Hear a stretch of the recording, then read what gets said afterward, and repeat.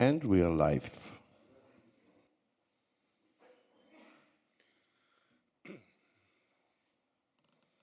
Okay. Good morning. Everybody fit? I've heard that having the first talk is a blessing in the morning. I don't know if it's true, so we will see.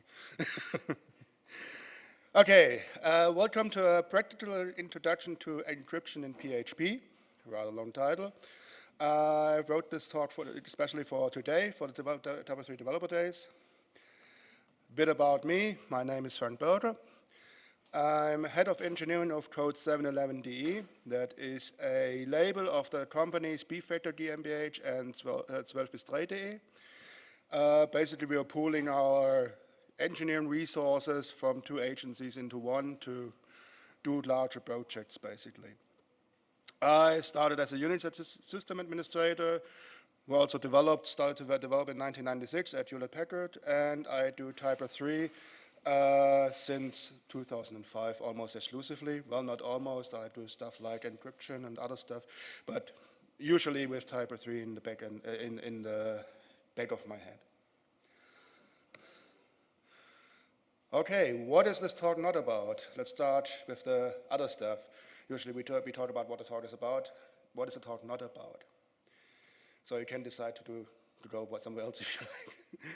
I will not talk about how actually encryption algorithms work. I will not derive RSA for you today. That's not possible in half an hour.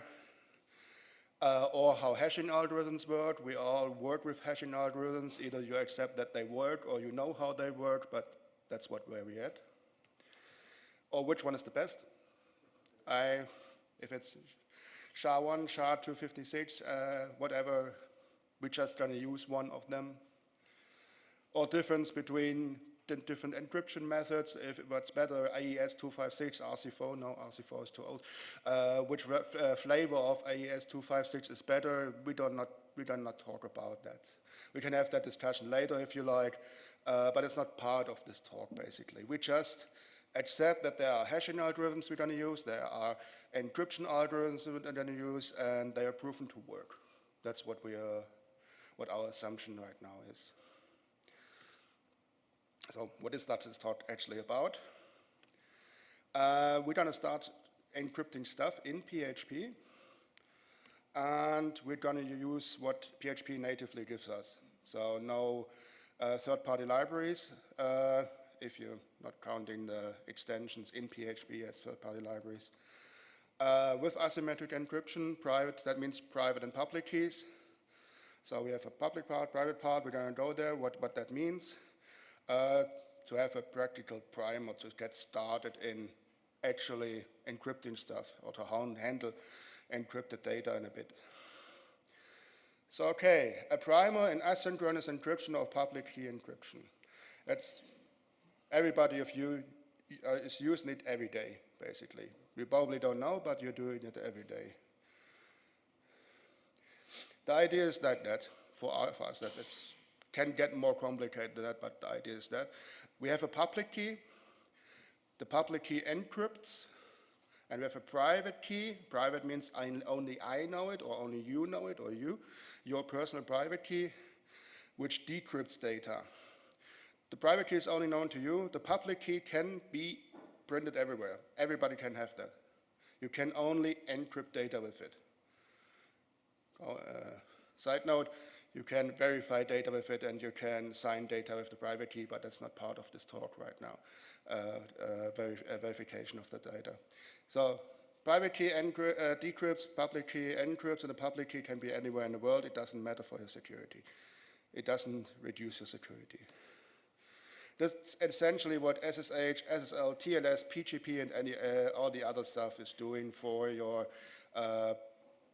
encryption you use daily. Even your messengers or your on your phone is basically using this type of encryption. So a famous Bob and Alice. Bob sends his public key to Alice. Alice encrypts the message she wants to send to Bob with Bob's public key and sends the encrypted message. Alice can't read that message anymore, it's encrypted, and Bob can read the message by decrypting it with his private key. That's this basic workflow, how this works. And Alice can keep the public key and to send further messages. If Bob wants to send a message to Alice, it has to be other way around. Alice has to give her public key, Bob can encrypt the message to Alice, and that's what's then do. That's what's happening on your WhatsApp or whatever. When you connect with somebody on WhatsApp, you get the public key of that person, and you will encrypt that message with the public key and vice versa.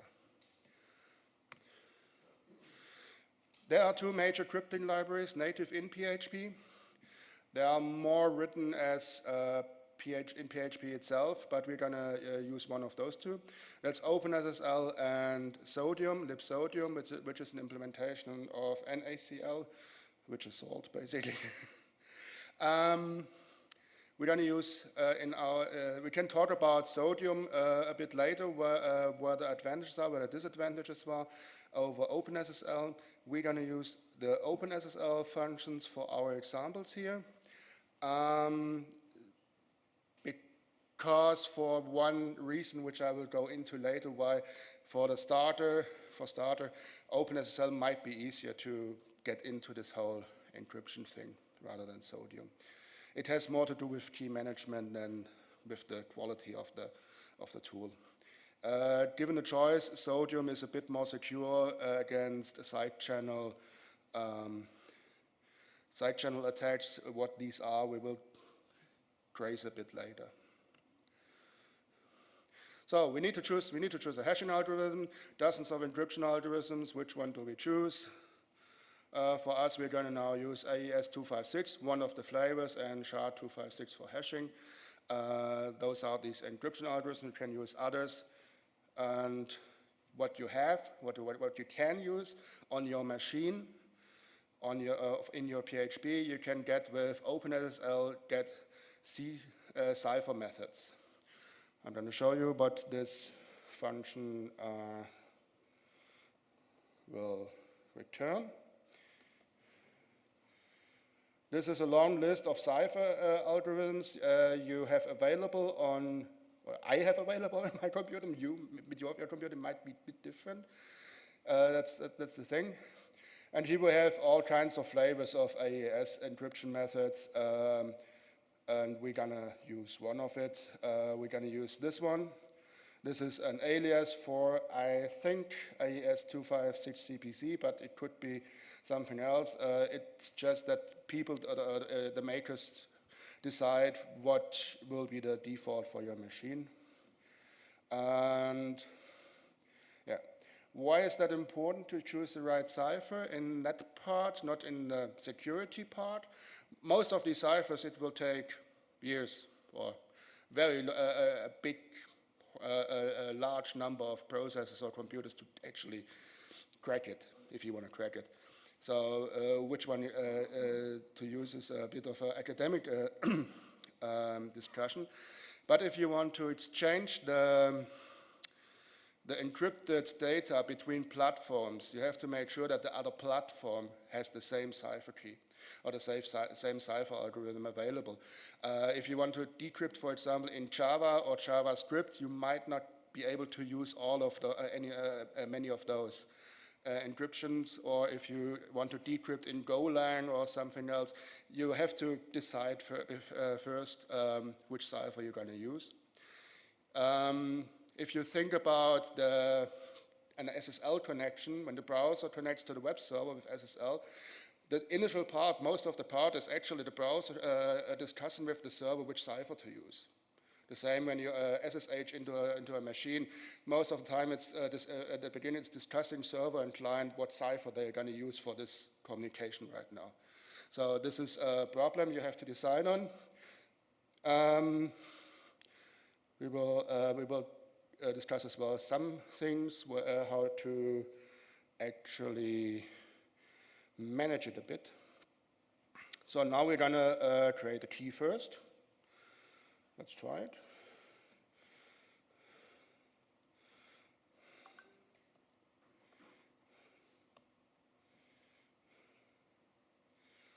So this bit of code We'll create a key, a OpenSSL key resource. I chose SHA-256 as a digest algorithm, and I take 4096 key bits, and I'm going to use a key-type RSA for now. It could be DSA or DH. There are different types of key types, which is, again, some kind of academic discussion which one to use. Some are more safe, some are less safe. There's a performance trade-off maybe. This one works. They all work, but this one works as well. And then I will export this key resource into the private key. That's the text representation I'm going to get. And with the details from the key, from the private key resource, I can get my public key and I can write those away. And if you want to secure the private key with a password, which you should do all the time, you will give the password in this part as a third parameter with the my secret password. It should be something else than secret password, obviously. I hear battery stable, something else is a good choice. Battery horse stable key is a good choice. No, a secret password, of course, because your security depends on it. And here we have a possibility for a side channel attack, something which Libsodium does a bit better. As long as I don't have this command done, the OpenSSL free key, the key is in memory and is readable in memory, even for a side channel attacker. And Libsodium does that part a bit better. The key is not as readily available in memory. That's one of the major differences between OpenSSL and Libsodium. So when you're handling keys, in any case, do this as soon as possible, as fast as possible, to get rid of the SSL key or of that private key in memory. Let's look at those keys again. Those are the text representations. They differ usually. This is an encrypted private key, as it says in the header. This is the passworded version. This is the same private key. Here it starts. This is the same private key without a password. So this could be used directly. And this is the public key part. This is the part I can put on billboards or send anybody I like. If I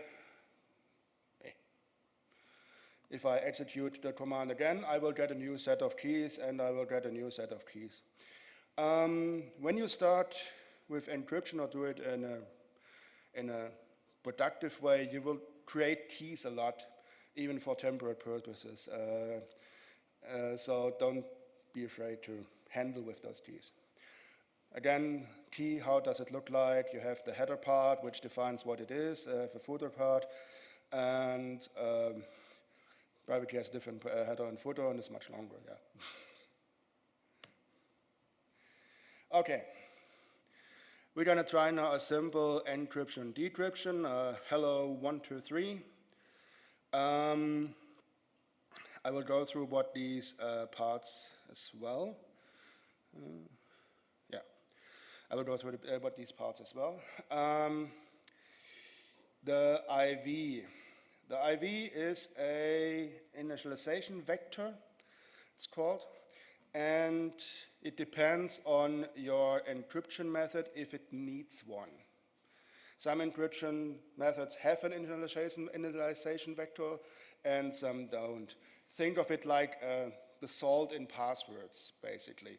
It's not really the same as the salt in passwords, but it works for our intended purposes, it works the same way. If this command, OpenSSL cipher IV length, returns 0 on your encryption method, it won't use 1. So it will be 0 anyway. There are often, like, I could do, of course, the normal random bytes function, but it's sometimes using the native methods for OpenSSL or for libsodium on this part ensures memory safety and better random numbers. Everybody knows, or we know, good random number is important for security. If you can guess the number, you can guess the key, and so on. And we all know as well, there's no truly random on a computer. Okay. In $public key, I have the text representation loaded with file load file, whatever, file get contents. And I have a key resource in $pub. And I use the OpenSSL seal method with the message.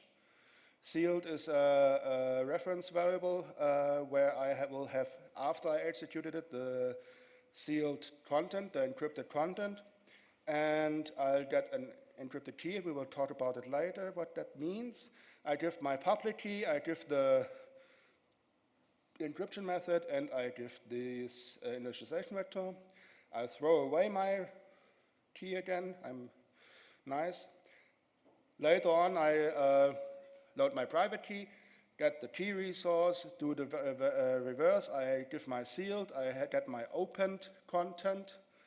I give the encryption key, I have my private key resource here. I give the method and the initialization vector again, and throw away the key. That's to see that we have that. Here, this is the encrypted part. That's bytecode. We usually encrypt it again in base 64. And if it's decrypted again, I have my hello 123. We can look at that. So you see that I'm not just printing out stuff. It is really basically what we have here. I created a random private key, a random public key, and just give out the values we discussed here earlier. In this case, may start wrong, but I think you should put all the time padding, because when I saw your encrypted message was cut short. Yes? The encrypted message what you just showed us was quite short. Yes, the message was quite short. That's My correct. recommendation is to put all the time padding on it. That's true, yeah. Because it's easier to break it so short, and second of all, you can also assume the length of the encrypted message, so what is the length of the Yeah. decrypted Yeah. message. You should all the time be padding. I'll just repeat it so that everybody hears. What the commenter just meant is that it's advisable to pad the message, the encrypted message or the message itself, to a larger length. Otherwise, you could invert the length of the message and have an easier time to guess the encryption key. That's true, yes. Okay. Right now, only one person can access the data. The problem is often, like in our scenario, let's think about a shop system. We want to encrypt the address data of the customer, and different people need to access this address. Like the customer itself wants to edit it, maybe. The guy from bookkeeping wants to send the invoice, and the guy from fulfillment wants to send the package. So different actors need to access this data. We could encrypt it for different people like several times, but that's a lot of data we're going to produce. So a large data set gets even larger and encrypted in several ways. Problem we have, we probably need different recipient channels, or we have to decide which recipient gets which message, stuff like that. And the solution is OpenSSL and OpenSSL Open, where we can provide multiple public keys. So we can have a set of public keys, mine, yours, yours, yours, and encrypt the data with those several public keys without blowing up all our encrypted stuff. And what it does, what the workflow for this is basically this. Bob, Alice, and Peter provide their public key. And that's the one step. And in parallel, the data that needs to be encrypted will be encrypted with a random key. This random key is generated on the fly. The right part is actually a synchronous encryption, synchronous, not asynchronous. It's just the one key that gets used to encrypt and decrypt the data, so it's quite limited. And then we take the random key and encrypt it for each public key in the encrypted random key. So we have the key part several times in the encrypted, which is much smaller basically as a package than encrypting the data, or if we encrypt files or stuff like that, it would get quite large. So we have this set of encrypted data and encrypted random keys, or the key encrypted several times for each public key. And in the workflow, step 2 will then be Peter, for example, wants to access it. He takes his private key and the encrypted random key and decrypts the random key. With the decrypted random key, he can decrypt the encrypted data and get the decrypted data, basically. Let's try this. So we collect all the public keys. That means I have 3 public key resources here, which I got from Bob's, Alice's, and Peter's public keys. This is the same configuration as before. We just give here the array of public keys. We have the sealed message, we have the secret message, where we get the created and encrypted keys, which is an array as well. My method and the initialization vector. And on the other part, Peter gets his private key, and we know that Peter's public key was the third key we entered into OpenSSL seal, so 0, 1, 2. So we take the third encrypted random key, give Peter's private key the method and initialization vector, and we get back the message.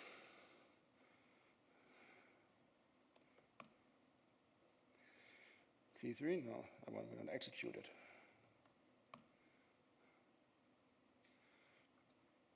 Okay, this is the whole encrypted message.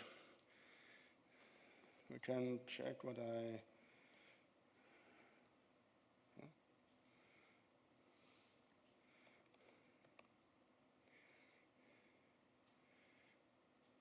Okay, yeah.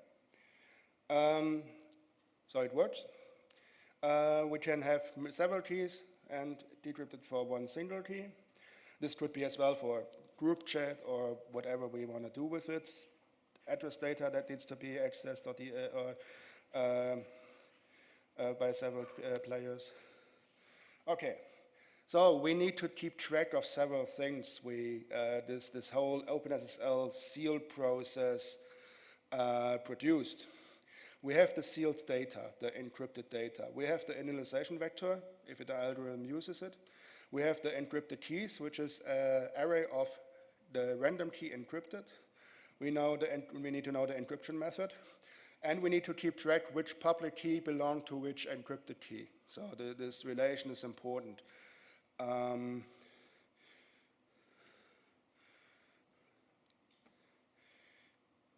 This is an idea or a method I think that works, given the padding. And the idea is like this. We seal our data, same as before. We have the encrypted keys, we have the public keys. Right now they are in sync. So the first key inside this array and the first key inside this array belong together.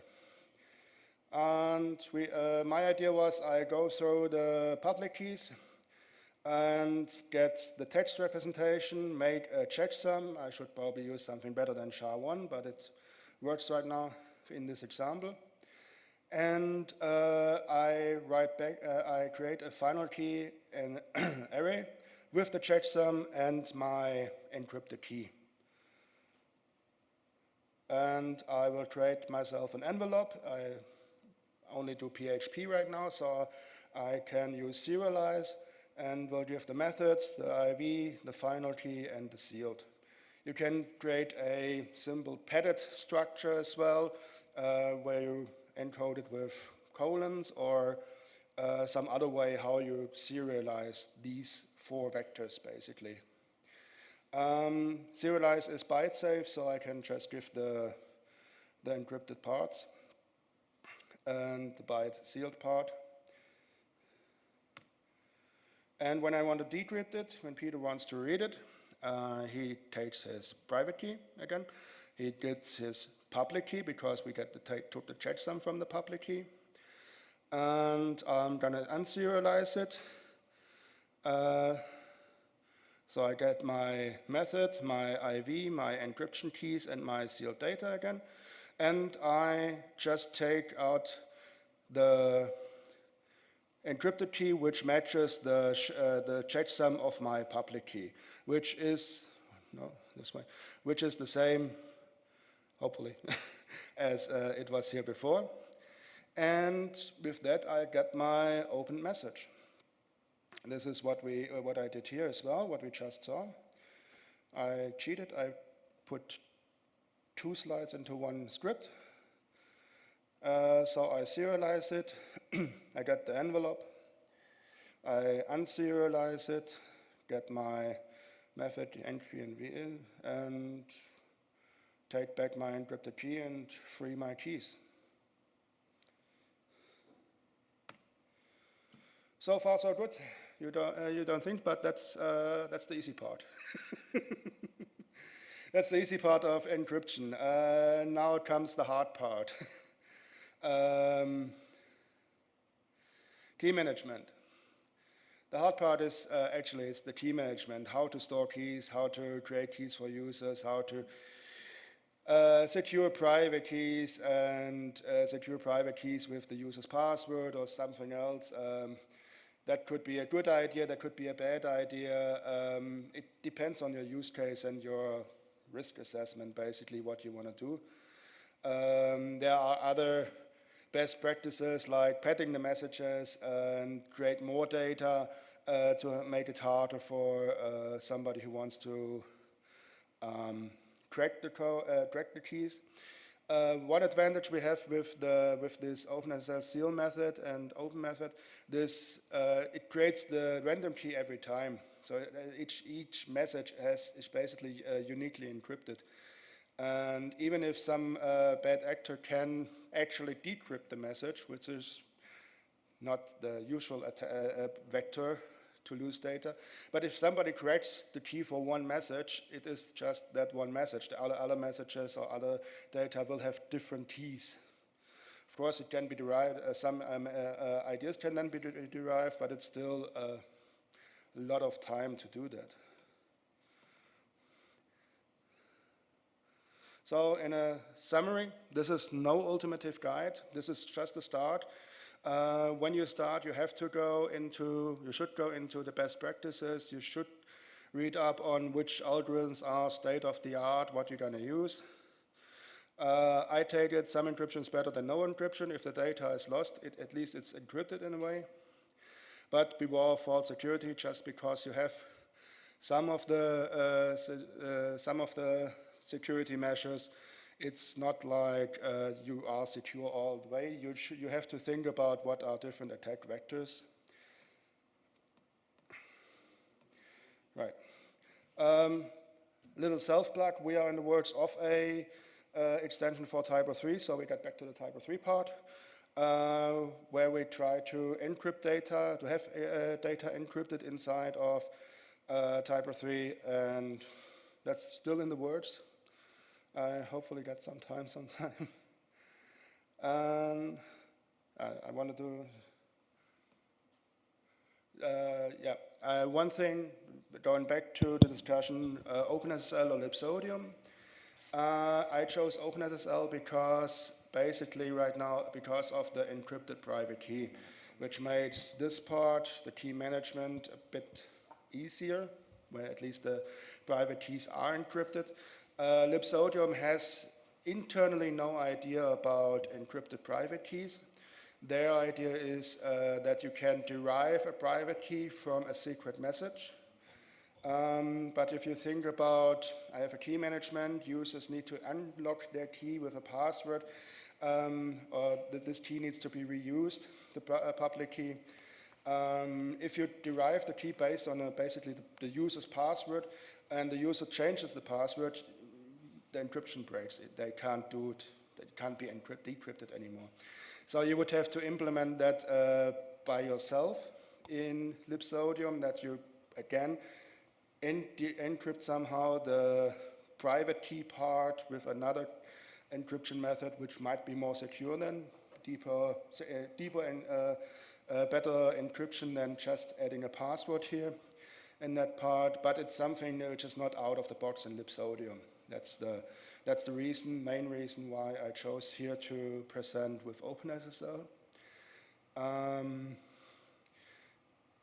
Because there might be pitfalls which could be avoided in this way. The advantages of libsodium are against the side channel attacks. It has a much better memory management. The memory is better protected, and yeah. And it's more state of the art. Okay, that's in the works, and thank you. Questions? So far, I'm a bit faster than I intended, but I guess that's okay. More water time for everybody. Any questions? Yeah, bitte? Yes? Sorry. Thank you for this talk. I understand that this is an introduction to encryption, but can you recommend any packages or libraries which helps us when we want to use this in some of our projects? Of course, we can do it all by ourselves, and maybe make mistakes because of we maybe forgot to flush the key cache or something like this. So, are there any widely used libraries which we can build on when we try to start with this? There are encryption libraries for PHP, but they try to do something, do OpenSSL way in a different way, basically. I'm not aware for the TYPO3 part for any package right now, except the one I'm trying to build for years now, where you can just readily plug in and do stuff with it. But that would be the idea, to have something like that in the future, yes. Okay, cool, thank you. The gentleman?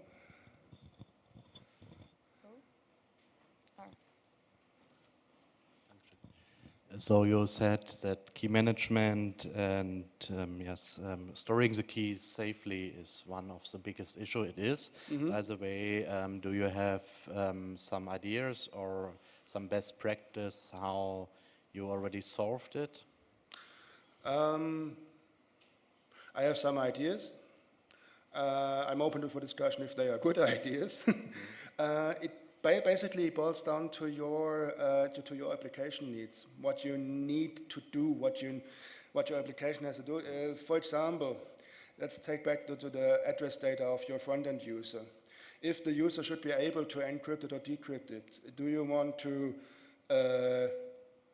burden the front-end user giving his or her private key? Probably not. So you will start to save it in the user data as an encrypted private key. The public key is throwaway, basically, can be there. So when the user logs in, the private key is available with the user's password, at least. This is not good, but it is the practical way to do in that part, that you can at least have the data encrypted and stored in a safer way than it was in plain text, basically. So it boils down to your application needs and what you can do, what you can burden your users with. In my idea, for example, where I implemented that for TYPO3, I chose to burden the backend user, the editor, to provide the private key when he or she needs to see encrypted data decrypted. Otherwise, it just stays decrypted even in the backend. That's my decision, basically. But it might be too much for several other scenarios if you have not so technical literate people or they place away their private key or something like that. Sadly, there is no wallet inside of the browsers yet. That would be the ideal part, but it's just not there yet, that you can have a key wallet inside your browser. Technically, it would be possible. We could do encryption, decryption inside the browser. I did that as well.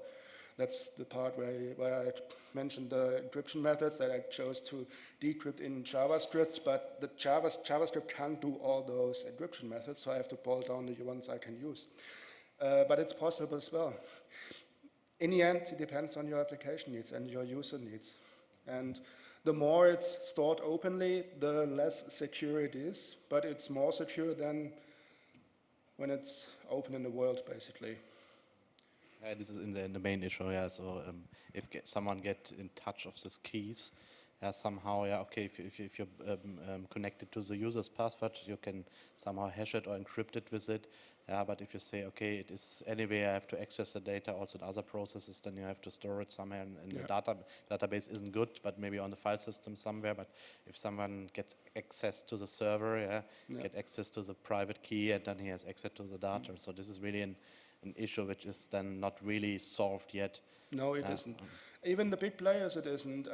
Look, if you need encryption inside of the AWS cloud, AWS, Amazon has a convoluted key management where you can store your private keys inside the cloud. That's a misnomer in itself, but it is what they do, and they have a rather convoluted key management system in place for that.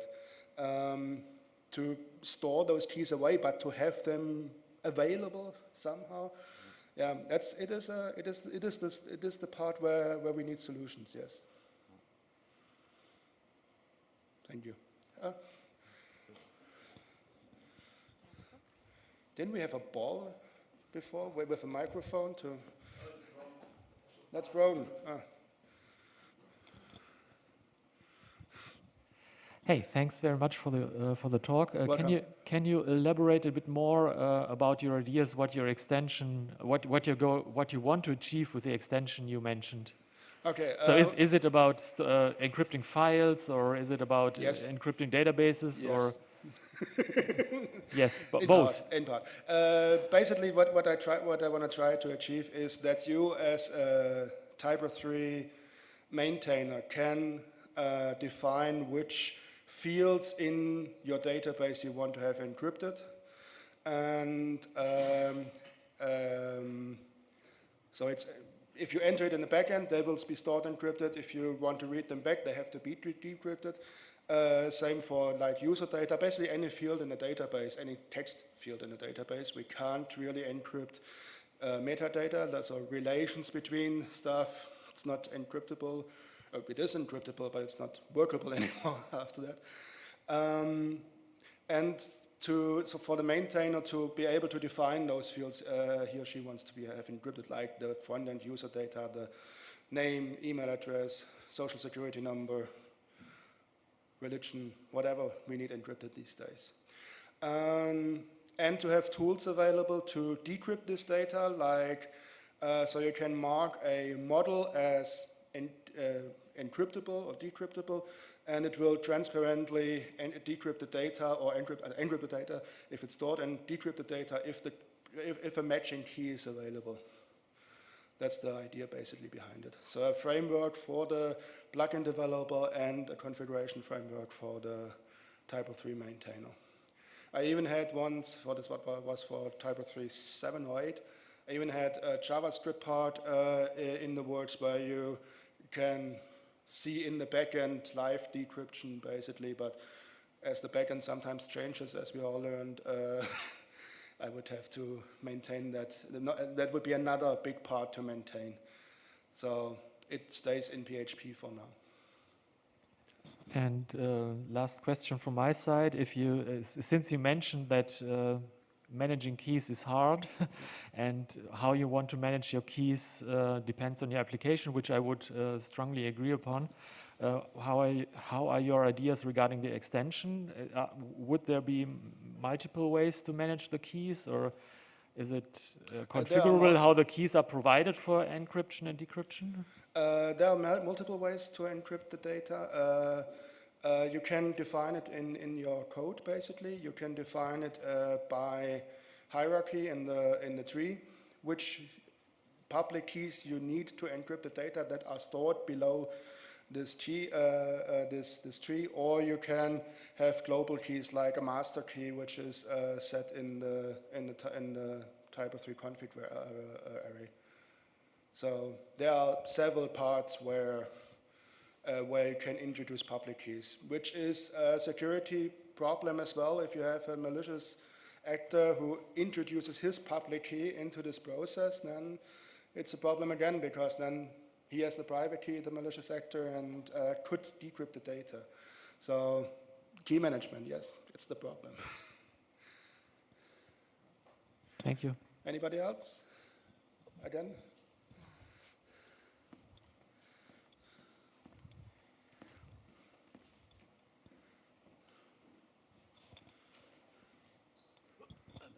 So it's not really a question, it's just because cryptography is a quite complex topic, and I just want to share what are my favorite encryption algorithm, because if you go into this topic, you can do a lot of things wrong.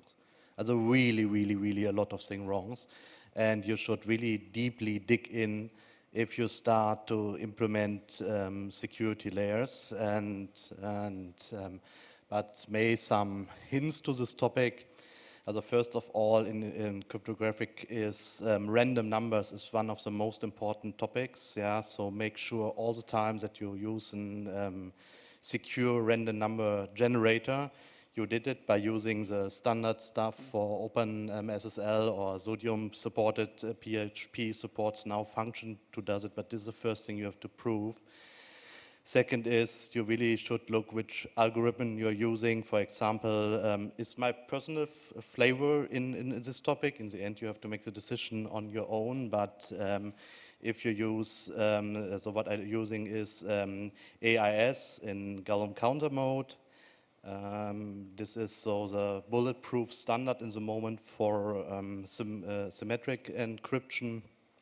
Here you also need to use nonces. This is similar to initialization vector, and also here topic never ever reuse it.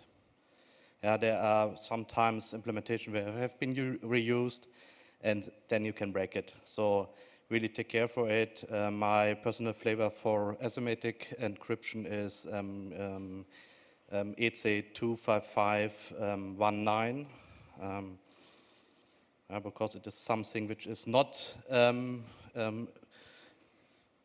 developed, where the NSA was involved. Yeah, it's a personal question, what you trust more and not. And this is so my, and of course for hashing is also a topic. I'm using now SHA-3 for hashing. Is a little bit overdue, because the hashes are quite big, but this is a modern hashing algorithm which cannot be attacked by the attacks which has been applied on SHA-1 or MD5, because this is completely different how it internally works. And who is really interesting to dig into this topic on YouTube is, I forgot his name, one professor from the Rupp University has all the slides for the cryptographic topic online on YouTube in German and English. So who wants to have a deep dive how this stuff works really internally, I can highly recommend it to watch it. You can just finding it if you search in YouTube for these topics. But if you go for it, really yeah, big topic. Yeah, you have to really dig in deep. Otherwise, you will have a loophole or security hole or something else in it. Yeah. Okay, thank you. And with this, I have to make space for our next speaker. Thank you very much for listening.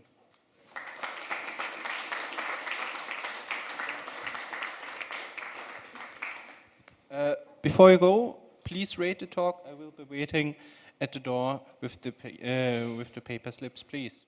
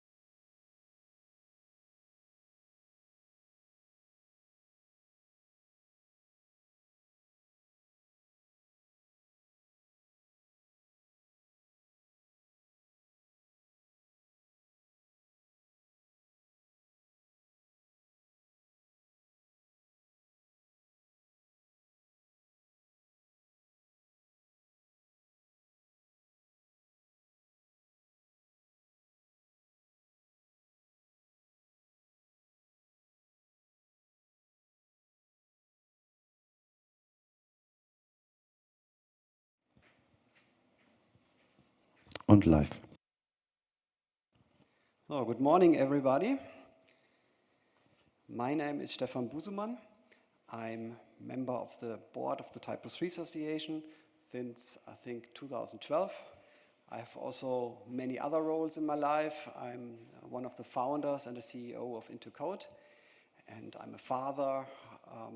I'm acting in the Green Party, so a lot of roles in my life which I have to fulfill.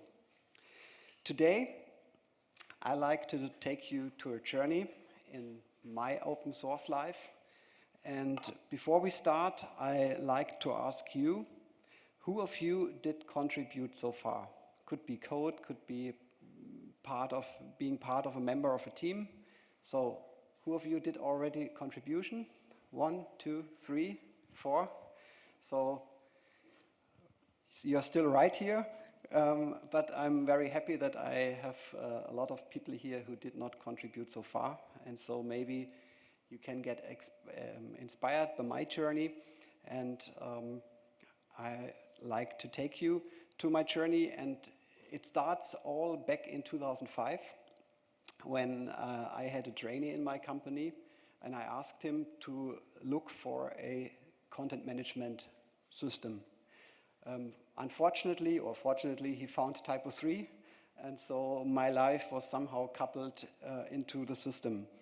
Back then, I was the CIO for a consultant company, and my task was to update the website, to set up an intranet solution for knowledge management for the consultants. And then we found TYPO3, and we set up our website because I was annoyed paying every time for every little change, for every word in my website. I had to pay for the agency, and I wanted to edit my content myself. So that was the start of my journey. I was getting an editor of my own website, and then we started to set up our intranet, and we set up a knowledge management system for our consultants. And then I switched into my second role. It was an admin. And also in my third role, I started to develop. Still, you have to know I'm not a very skilled developer. So that's the reason why my statement is contribution is more than coding. So I'm the best example, and you will see it.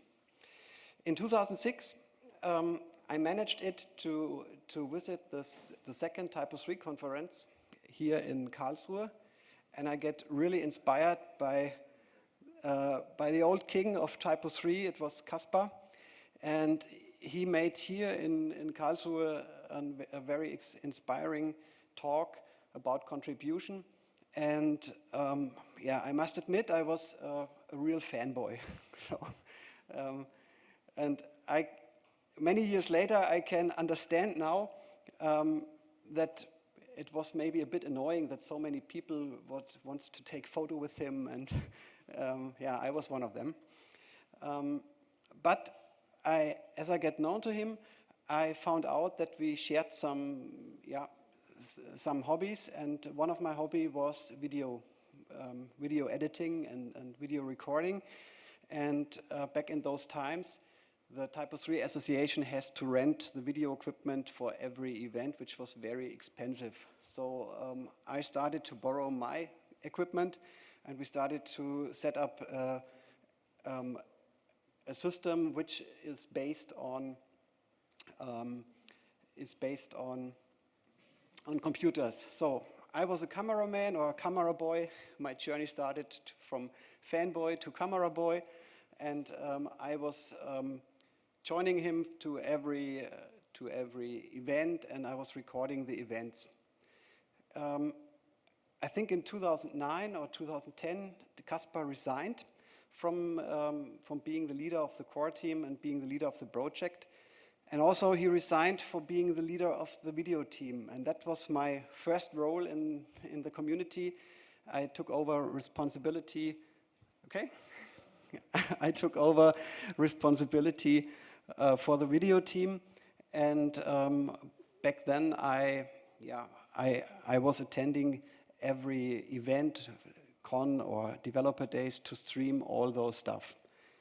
And that role lasted until 2015, because in 2016, the TYPO3 company was founded, and they have a much more professional setup and better skills than me. And so I do not had to fulfill my role anymore. Yeah, we all wear youngers these days. Look at this, you know, maybe you know this guy, it's Benni Mack. It's a long time ago. And in 2009, my second role started together with Peter Kraume, he's in the back here, because in Munich, the user group was organized by a company, it's Marit, and at some point they started to organize the user group, and then Peter and I took over responsibility, and since 2009 we are organizing the TYPO3 user group. And you can still see, still no coding. So I was trying to help the TYPO3 community by organizing events, by organizing videos, by organizing this user group. And we are still successful. We managed it also to get through Corona, and yeah, we are still here. So this was my second role, my second role in the TYPO3 community. And back in 2011, I was asked if I could imagine to be part of the leadership of TYPO3, of the TYPO3 Association. And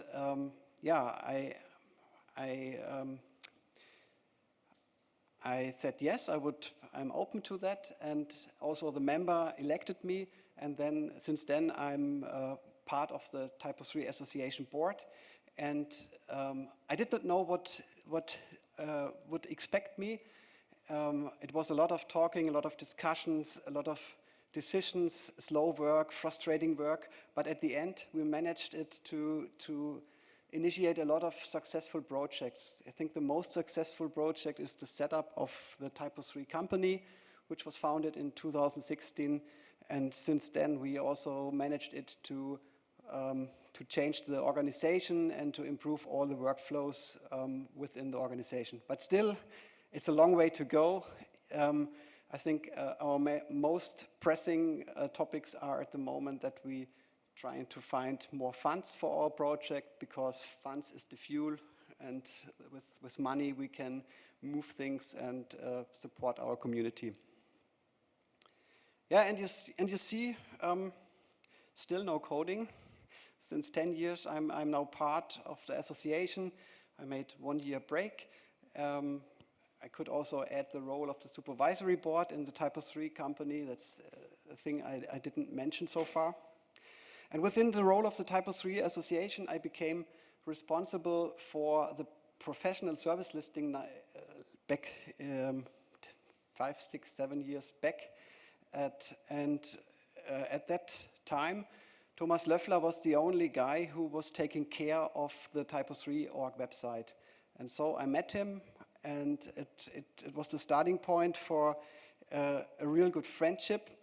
And we made some successful projects like the relaunch of TYPO3 org, setup of voting TYPO3 org, setup of an updated extension repository.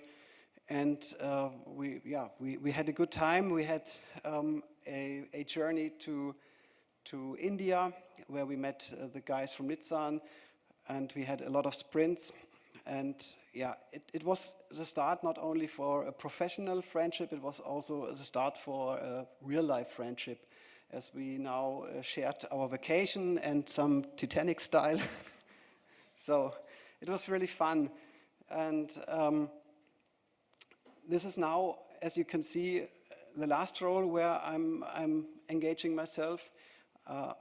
Since 2016, I'm the product owner of TYPO3 org, and I'm trying to manage this project. I think this role will someday end, because a new relaunch is planned. So we are looking for people who like to contribute to the new relaunch, and I think another one will take over the role for the product owner. Yeah, how it works. Contribution is very simple. You start contribution by just doing it. So it's a simple thing. If you like to change things, you have to just start it. And that's the thing I learned. If something is bothering me, I'm trying to change the situation. And I've done this with the user group in Munich. No one wants to organize it, so I stepped up and said, let's do it. We want to have the user group, we want to have the exchange, so let's just do it. The same thing was for the relaunch of TYPO3 org. There were some approaches before us, and they failed. And then we said, okay, let's just do it. We were looking for people who like to join us, and we just started it. And the one thing I can recommend is, whenever you start something, try to communicate. This is also especially necessary if you provide code as a kind of a pull request, for example, for some projects. Before creating code for others, you should ask them if it's good, if they need it, if it's helpful. So whenever you start something, try to communicate about it. It's easier to find helping hands for your idea, and it's easier, it's easier to prevent issues. Once you are doing things, you will earn trust, and trust is the clue in our community. The more trust you have, the easier it's getting for you to change things. And for me, the most impressive moment was when Thomas granted me the admin rights for TYPO3 org, and I said, wow, now I'm really in charge of something big. And those days there were around about 70,000 users registered at TYPO3 org, and for me it was a real huge step that now I'm the admin of something and I'm now responsible.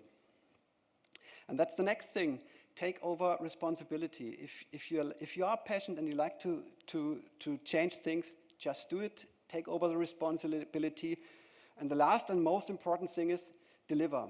If you promise something, try to deliver. Otherwise, you will lose your trust.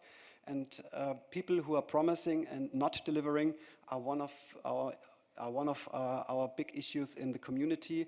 That people try to get some titles and get names and get fame, but at the end they do not deliver, and that's an issue. So if you start doing things, it's really, really good, but at the end you have to deliver. And if you're respecting those 5 points, I think it's very easy that you will get also a great name and fame and whatever you like to. In the second part now, I like to give you an overview and an idea what you can do in our community to maybe without any coding. And there are some teams which you can also find at our website. That, for example, the accessibility team, which of course can be coding in some points, but it's also about consulting, about educating our community, what they have to keep in mind if they want to deliver accessible solutions. You can improve our services, for example, TYPO3 org, or you can try to identify spots in our product in TYPO3 org, in TYPO3 itself, to improve our product. Then a thing which is very important, and it's always hard to find people, to attract people to those administration stuff like the TYPO3 association itself, the organization. But we're doing a lot of things which are not that visible to the community, which might be boring, but also very interesting. And we are taking decisions which maybe have an effect in 5 years, and that's so important of our work. We take care of the budget process. We're looking for an overall strategy for the TYPO3 project, and we also try to find new members, because new members is more money is more fuel is more speed. So that's the simple idea behind. We have, for example, the security team, which is at the moment very small. That is more or less, in that case, you should be a skillful programmer to identify weaknesses in code or in services. We have the content team, which is also very successful. I think Rino took over responsibility some years ago. And the content team, for example, is creating the newsletter. I don't know how many of you receiving the member newsletter of the TYPO3 Association. And they're taking care for news articles for social media. They are proofreading articles for other teams, and in some cases they translate articles to other languages, for example, press releases. Then we have a very pressing area where you can contribute. That's the localization. In that case, we are looking also for a team leader. It's not about that you have to translate everything, but we need someone who's taking over the responsibility for the whole workflow. As you may know, the core and many extensions rely on crowd-in. We need someone who is managing the whole system and the workflow. And of course, it is cool if we find people who also are able to translate into different languages, the core translations, or if you are able to review some of the translations. Then my team, the TYPO3 website team, which is led by Thomas Löffler. We are always looking for skillful people who like to maintain the website, who like to create new ideas for the website, for new functions or designs. And in the next year or in the next 12 months, I think we need a lot of people to support us to create a relaunch. The website is getting now 5 years old, and we think to be a role model for websites, we need to invest now again to have a good new design.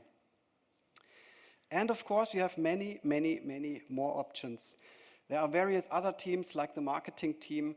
You can contribute also to the core team, which can be coding, but it can also be reviewing or testing. You can create a support team. That's an idea I'm having for a long time. I don't know if you already found the platform talktypo3.org. It's a possibility to provide comments and discussions. And I would love to see some people who like to take over responsibility and answer questions at talktypo3.org, so that the TYPO3 project is getting more visibility on Google again. Because since we are switched to Slack, a lot of communication is hidden behind the Slack wall, because everything what is written in Slack is not visible to the web. So that's an idea to have more traffic again, or more content on the web again.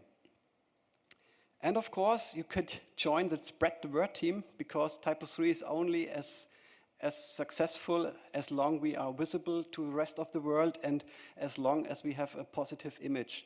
If people are just complaining that TYPO3 is expensive and complicated, we will not be successful. So every one of us can spread the word and can tell that TYPO3 is a stable system, is a good usable system if it's configured right. But if you have no time but money, it's very easy to contribute. You can, of course, donate. You can get your membership or upgrade your membership.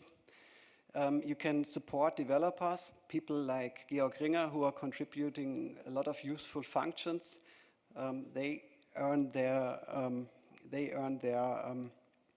Should earn their money too. And of course, you can sponsor events. Yeah, and last thing, what's your journey now? I'm very open, and if you like to talk to me, I can guide you through the TYPO3 community and can give you more detailed explanations about possibilities if you, for example, tell me your skills, and I can try to find a spot for you. So thank you for your attention, And I'm now open for your questions.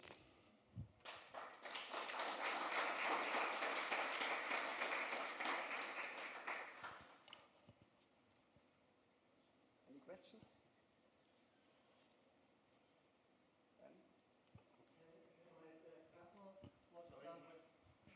Bitte. You get a micro.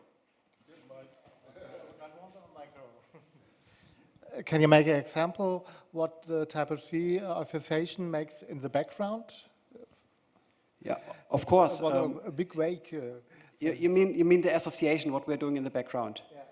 Yeah, first of all, we have to take care about all the rules. For example, the TYPO3 association owns the trademark, and we're trying to protect the trademark, that we prevent people using the word TYPO3 in top-level domains. That's one of the tasks. This is sometimes it's hard fights. Sometimes lawyers are included in that area. Then we have to protect in that law area, we have to protect people for copyright misuses. That's, for example, if some of the extension authors are using images which are rendered at docs-typo3.org, that's one of the tasks. Then we have to take care about the whole organizational stuff, like invoicing for the members, dunning processes. We are taking care of the certification process. This is now done by the TYPO3 company. With the TYPO3 company, we are taking care of the whole ecosystem. For example, the possibility to buy an ELTS program, the possibility to have your data in the data hub. Then we are taking care of funding all the infrastructure that for example, GitLab is usable for all the teams, that all the web services are paid. That is one aspect. And we are trying to take care about guidance for the teams, that we are trying to help them by defining a strategy and a long-term roadmap. That is one of the main tasks we are trying to achieve in the TYPO3 association. And the way into the association is through elections. So everyone who is a member can be elected, and every member can elect people. So the next elections will be, I think, in April 2023. We will start the election process by announcing it at the end of this year, and I would be very happy if I find new names on the nomination list. Okay, any other questions?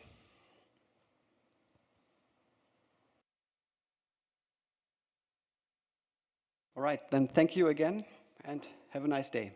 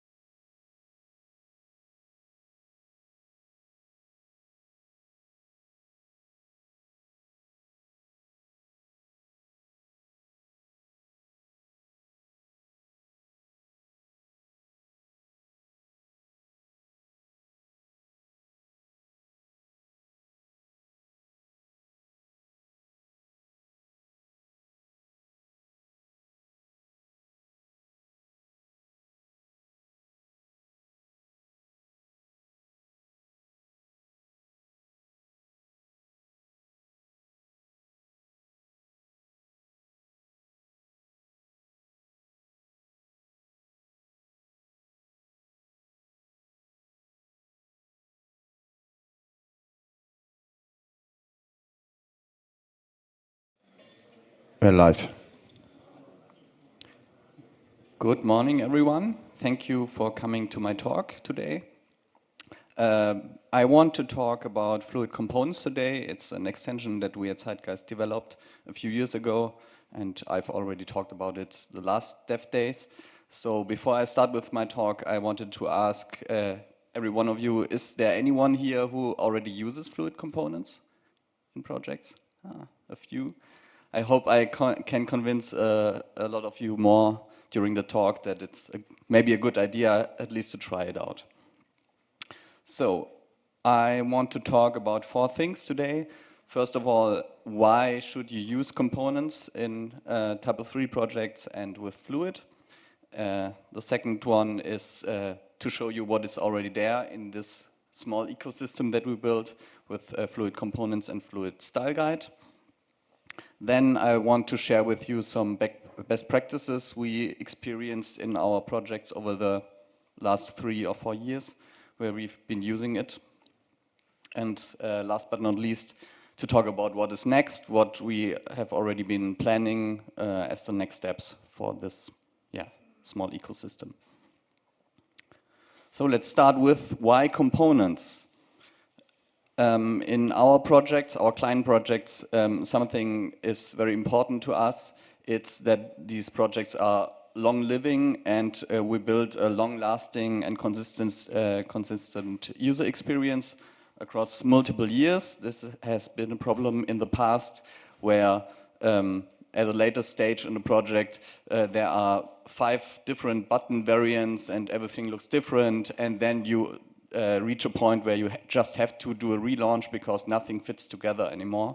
And this is something we wanted to solve or approach with fluid components. Why do we need an extension for that? Why isn't it enough for the things that are already there? Because, in my opinion, reusing fluid code, especially across extension, is very cumbersome. You have to fiddle with paths, sometimes something override each other, and it's not very easy to reuse code, especially the smaller the code gets, for example, a button. Another, however, is that often in TYPO3 projects, the front-end structure is predefined by the back-end structure. So the back-end developer defines how the feature works, and then the front-end developer just has to deal with the stuff the back-end gives him or her. And this often leads to front-end monoliths, which are not very easy to handle and not very easy to extend. And it's very cumbersome to refactor them, to throw things out which you don't need anymore. It's just there, and you are scared for every CSS line you maybe want to throw away because you don't know if it's used somewhere.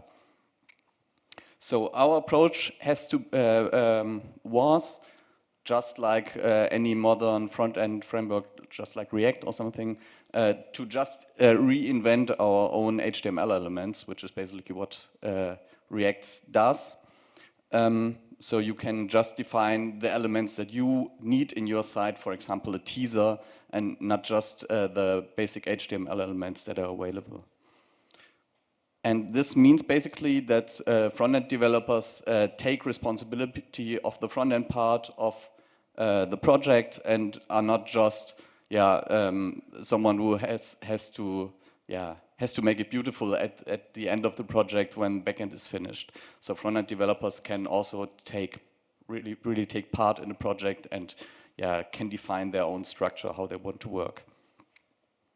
So this is why we did this, and since I think 3 or 4 years we are now working with this ecosystem, and I want to show you what is already there and what you can use, because everything is of course open source. Let's start with Fluid Components. This is the basic extension that provides everything you need. Without Fluid Components, nothing of this works. So Fluid Components covers 3 parts. It has some core features, which I'll explain in a second. It does some data transformation, which is also important for reusability, because data comes in different forms and you have to unify it to be able to reuse the HTML code later. And it also comes with some useful developer APIs, so that you both can, for example, get autocomplete in your IDE for the components. So let's start with the core features. Of course, the basic feature is how do you define components in TYPO3 and in this case in Fluid. And we came up with a simple syntax that is very similar to everything you are already used to in Fluid.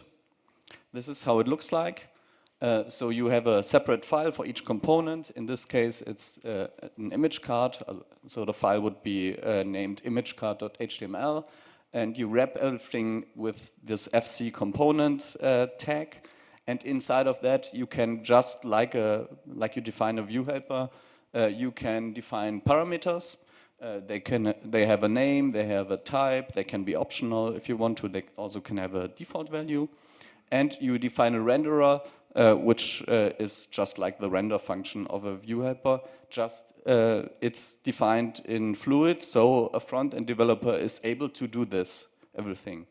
So the front-end developer is now responsible to define the interface to the HTML he or she produces.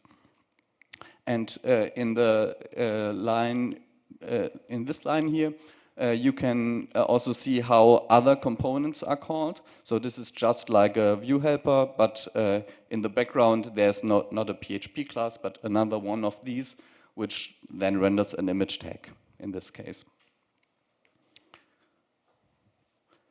So the second thing that is important that the core functionality of Fluid component brings is parameter type handling.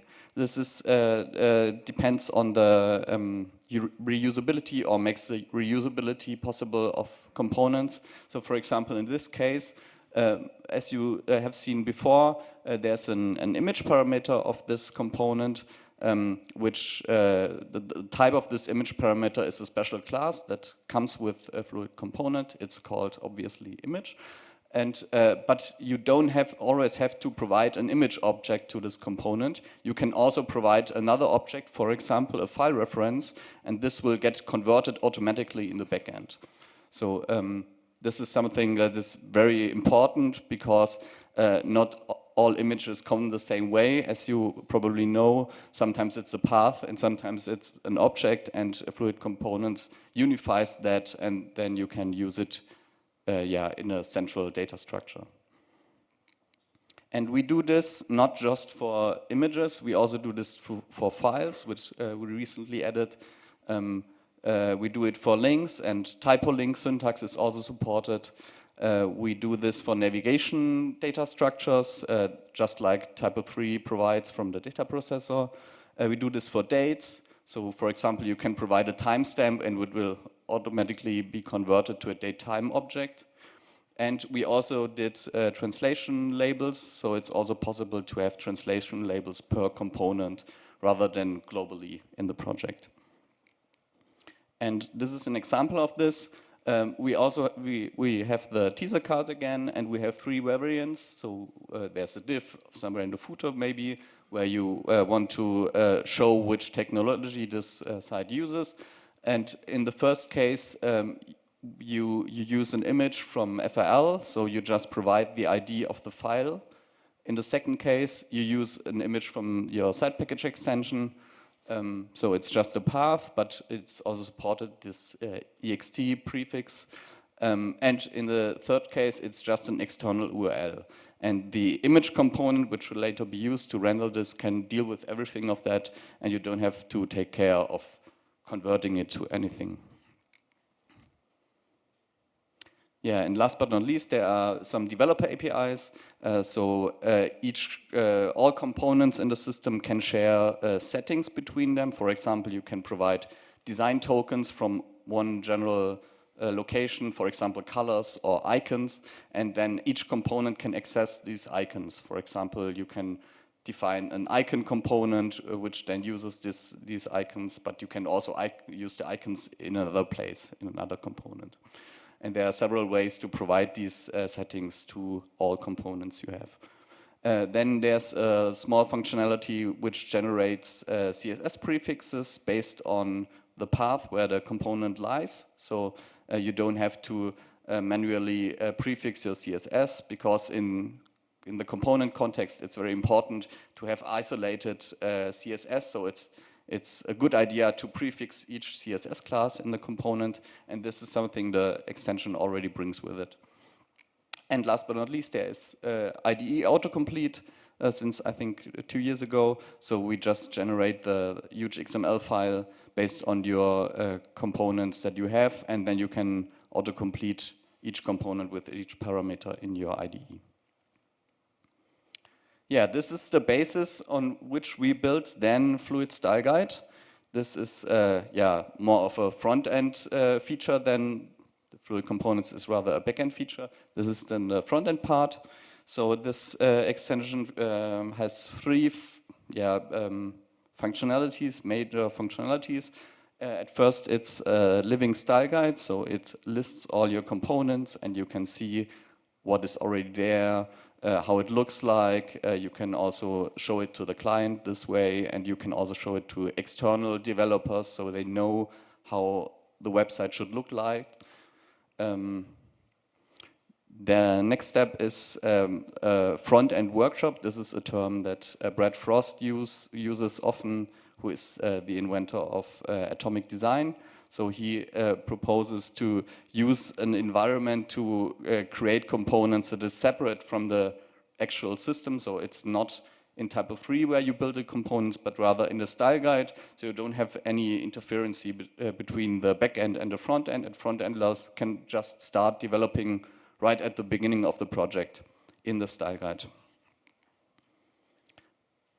Yeah, and also it's for us a quality assurance tool, because you can test the components quite early, not when they are already finished in the website. You can just give for example, teaser card to the client early, so that it can be checked in advance before it is used across the whole site and needs to change maybe. So, as I already mentioned, the style guide starts with a listing of all components. I can show you this in one of our clients' projects. This is how this looks like. So it's just alphabetically, so it starts with smaller components because atoms starts with an A. And then it goes on to molecules and organisms in this case, but you can use any structure you want. It's just a directory structure. And yeah, and then you can see all the components that are available. And the next step is then to, there's a button where you can go to the detail view, and then you can have multiple variants of, for example, a button in this case. So there's a primary variant of the button, and there's a secondary variant, and so much more. Yeah, and you can switch between those. Genau, and this is based on, as I already mentioned, you don't need a TYPO3 database in the backend that is already pre-filled with some information, but you can you just have to define these information statically, and this is where we use. There's different file formats possible. One file format, and I think in this case it really makes sense to use YAML. Meanwhile, in other cases, maybe not, but in this case, it's just a small data set and it's easily readable, but you can also use JSON and JSON5.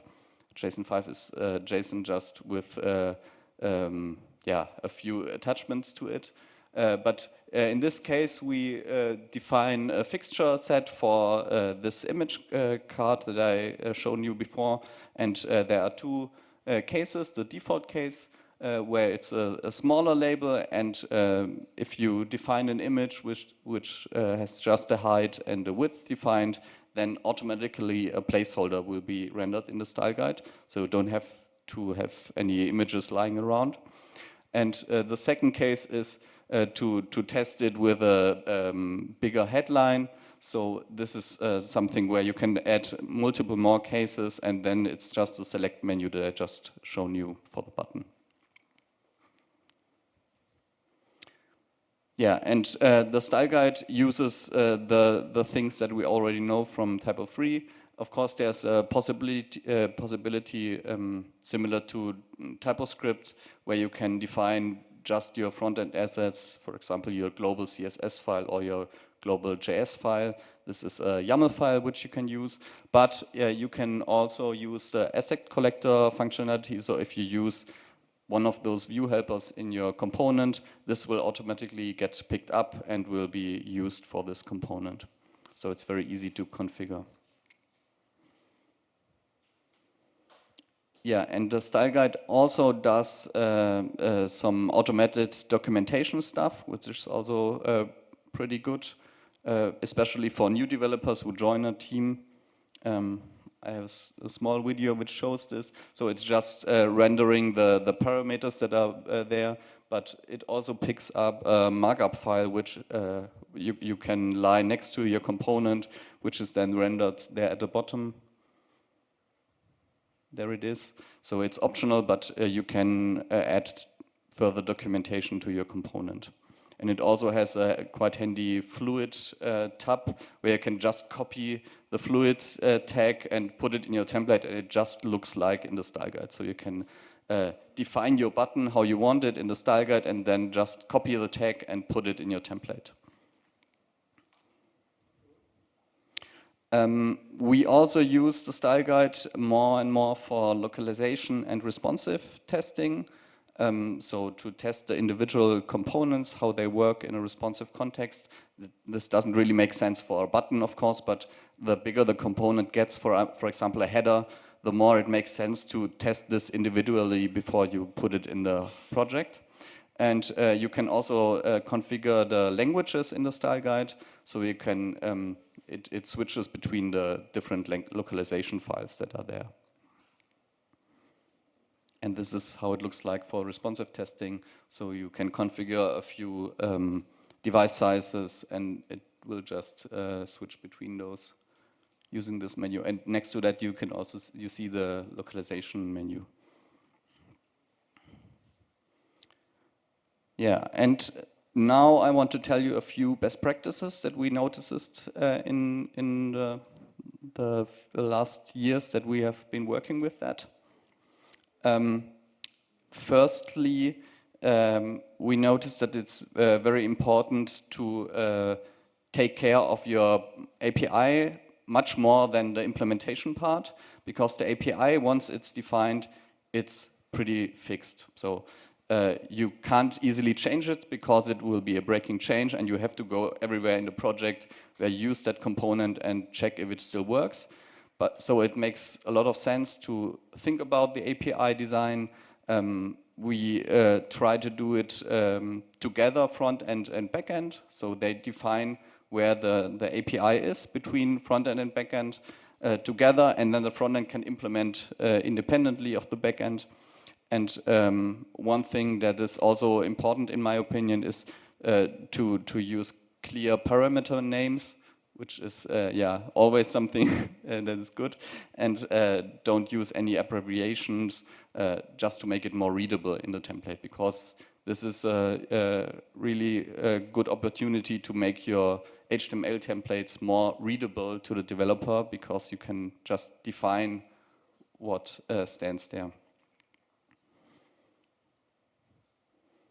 Another thing that is often a problem is if you have too many optional parameters. So try to keep them in a small set of optional parameters, and try to make them required as often as possible. And this is also something we want to enforce, because every parameter is by default required, and you have to define it optional intentionally. So if you just define a parameter, it is required, and if you don't provide it to the component, there will be just an error. So this is something we also want to enforce with the tools, because when you have too many optional parameters, there are always edge cases, there are too many combinations you have to test, and you get very long. You saw it in the example with the many buttons. That wasn't maybe the best example. yeah, because there are so many variants and you always have to test them, and once you forget one, maybe there's a bug there and you don't notice it. So it makes a lot of sense to require a lot of parameters. Yeah, another thing I already told you about is these data structures we provide. For example, the image data structure. It just makes a lot of sense to use those, and if you have your own data structure, you can also add your own. This is just a PHP class with a constructor. There are also some interfaces you can implement so that this conversion between types works, and you can also add your own interfaces to add conversion, so it's very open. There's also functionality to provide shortcuts, so you just have to write image and not the whole namespace. There's just a PHP array where you can add your own shortcuts, so it makes it a lot easier for front-end developers to not deal with PHP namespaces. So you can just write image and then it's fine. Yeah, and this makes a lot of sense because if you just require file reference, for example, use file reference as a parameter name, you can just use this component with a file reference, but if you have a path to a file, it just doesn't work. So it makes a lot of sense to use these features that are already there. Yeah, we also wrote a small tool which is called Fluid Components Linter, and I think a lot of you may already know what it does. It's quite hard actually to lint fluid code, but we limited this to just on the fluid part just to a simple syntax check, but built on top of that some rules that are, in our opinion, good practices for components. For example, you get an error if you just use a parameter name with one character, because we think this is not a good way to name a parameter, something like this. We just want to enforce these best practices in tools as good as possible. Yeah, and you can use this tool both in CLI mode, so for example in your CI pipeline. You can also configure which errors should be outputted and which you want to ignore. So this is also possible, and we also added it to Fluid Style Guide.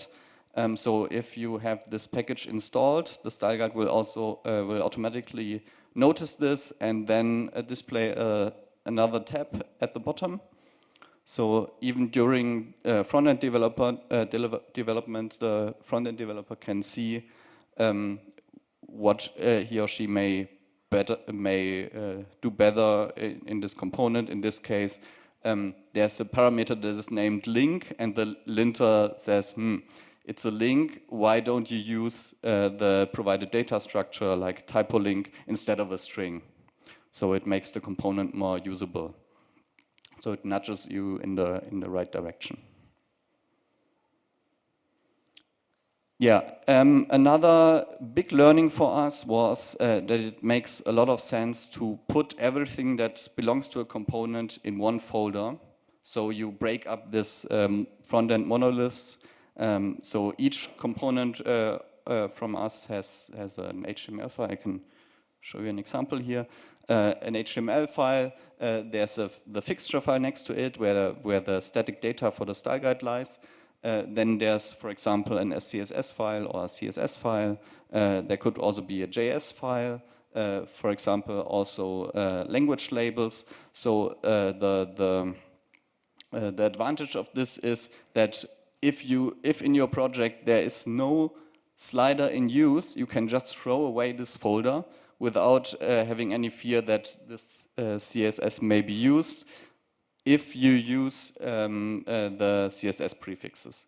If you don't use them and just throw some global CSS in that, yeah, that's not good practice. But if you stick to the rules, this makes both refactoring, so you can just for example, switch out the slider library without anyone noticing, because everywhere the API stays the same, and you can just switch around the implementation of this component, and you can also throw it away if you don't need it anymore. Another tool that we did, I don't know if I want to recommend it necessarily, this is just a tool for us internally. We decided how we want to deal with front-end assets. So we built a tool that bundles some Webpack configuration, which picks up all JS files in all of those folders and puts them in one huge bundle. And we named it Zeitgeist Conventional. So maybe this is more of an inspiration than a tool that you really want to use, but maybe, yeah, it helps you in some part. And it also has some other features, so it can deal with JS, SCSS, but also can generate SVG icon sprites and something like that. So, and there's just a central configuration file where you can configure where are my JS files, also with wildcards in the path, and where should the output file lies. So it's not the huge Webpack config, it's all done in the background. So this is something we use in all of our new projects now, which makes it a lot easier to deal with this front-end stuff. Yeah, as I've already mentioned, it makes a lot of sense, especially in the beginning of the project, but also later, to develop and test components in the style guide. This is also something we noticed quite early. When we started a TYPO3 project earlier, usually the backend does a lot of stuff, and much later the front-end developers can join the team. Nowadays, it's usually the front end is faster than the back end because they can start from day one. They just need an empty TYPO3 and the style guide installed, and they can start with developing. And also the backend can then use during their implementation and the integration stuff the already ready components, and don't have to make up some HTML to show that it basically works, so that the front end can style it later. We also use the style guide more and more for rapid development, rapid prototyping. So if you already have a huge set of ready components, it makes a lot of sense to just use those components rather than something like Figma to build the next feature to show it to the client. And we just use the already HTML code that is already there and make a few adjustments. And these rapid prototyping components usually are a bit messy because you have some inline CSS thrown in there. But it just, yeah, it makes a lot of sense to use that is already there, especially if you are already 80% there and just need a few more adjustments to existing elements and just have to throw them together in a different way that you did previously. So it makes a lot of sense to jump into the code right from the beginning and then share the style guide URL with the client instead of a Figma file. What we also do in a lot of projects is to also document our design tokens in the style guide. So we usually have a JSON file which all the colors with all the colors in them and all icons, and also fonts and margins and stuff like that. This is just in a central location and then gets used by, for example, the SCSS, but also in the case of icons, we use it in the backend to generate an icon select. So if you add an icon, you just add a line to the JSON file and it distributes across the whole system, and it isn't missing anywhere. And in the style guide, we also use this file to display something like this. So this is then just a color palette of that project. This is just the JSON file. We read the JSON file in PHP, provide it to a component, and then loop over all colors and display them in the style guide. So if you change a color, it changes across the whole system, even in there, which makes this a living style guide instead of a static style guide we had previously with PDF files, with version numbers attached to them, or something like that. So what's next? It works pretty well for now, but of course there's always something next to do. One thing we've been struggling with is media content in components, especially responsive images, which is quite funny coming from the developer of a responsive images extension. But we noticed that while this extension works well in the TYPO3 context, in the style guide it really doesn't, because you can't define the different variants of an image in this fixture file. So we've been working, I think for the last half year, every now and then on an extension that will be called media components. It will bring a few components, so it will have an audio component, a video component, an image component, and a picture component, and will also bring the data structures around that with it, so that you can also test, for example, responsive images in the style guide rather than in the project later. But it turns out it's quite hard and to think about with all these variants, so maybe we'll take a little bit more time until that is released, but we're working on it. Another thing that is maybe on every slide at Dev Days, we want to do more tests. Add more tests. We now have a working automated testing setup thanks to Lolly, where we can test both the basic functionality, and we also want to test all the data structures so that everything works, and we can also make changes in the future without breaking anything. And also the basic functionality is already tested, and there are some unit tests, but the more difficult unit tests we haven't done yet. So yeah, this is something we need to work on. And another thing that we want to do is to adopt TYPO3 quite early, because there was a small mishap in TYPO3 11, where at 11.2 there was a change in the core which broke the extension, so it didn't work from 11.2 to 11.3. So we got that fixed, but we want to see quite early on if it works with TYPO3 12 and all the versions until the LTS version. Yeah, I think I'm early, probably, but this leaves us with more time for questions, if you have any.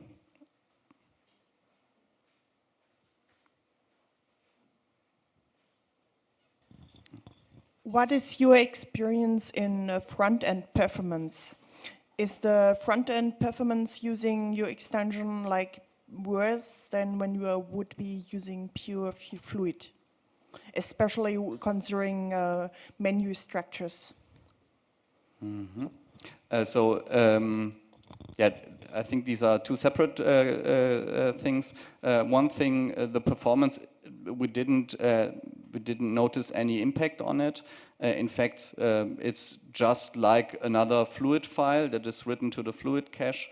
So it isn't any magic happening in the background. It's just like you use another partial, or you embed another Fluid file. So this isn't a huge problem. Concerning menu structures, this also works fine as long as you don't want to use recursions. There is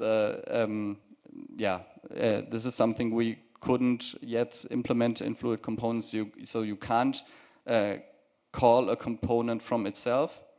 This doesn't work at the moment. So this is something where you either have to fall back to partials in this case, or you have to define there are 3 levels of the menu, and you have to define 3 separate components for that, for each level, or use it in one component. I think there was a question.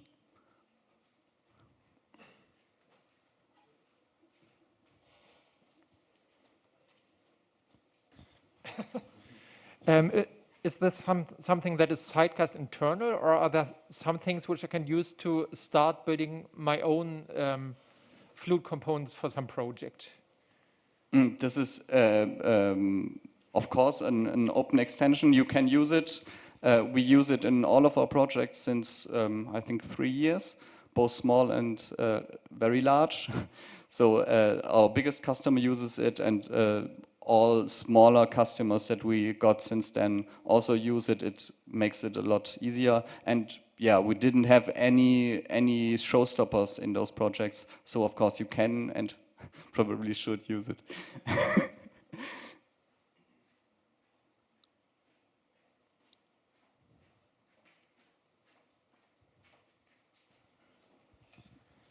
Hi. So you showed already the NPM package and that you use that to bundle the CSS and the JS files. And regarding JS, I have the question if you have solved the issue how to connect these JS code that you write exactly to the components used, or to ask the other way around, how do you connect the JS to the exact DOM element of the component? Yeah, we have solved this. It's actually not that much JavaScript code. It's just a data attribute. We call it data component, and then you put the name of the component in, and then we have a separate JavaScript code that just applies the function to that to all of those selectors. So, and in the JavaScript you can either use vanilla JS, just JavaScript code, but we also used it to attach, for example, a React app to a component. So you can write a component, and in that Fluid component there runs a React app or Svelte app or Vue.js app. I can also show you if you want later on.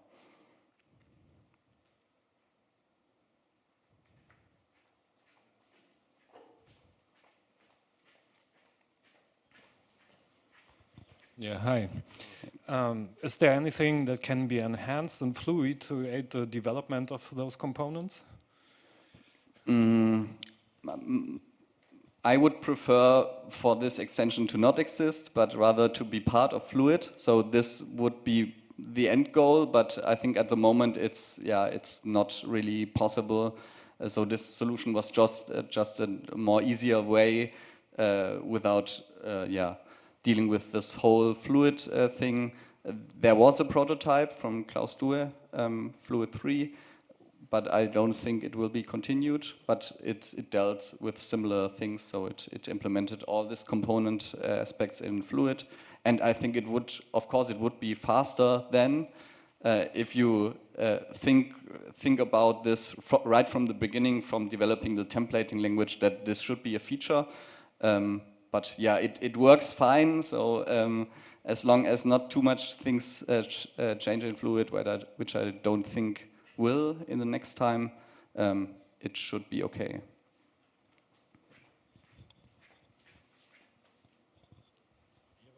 I think in the background.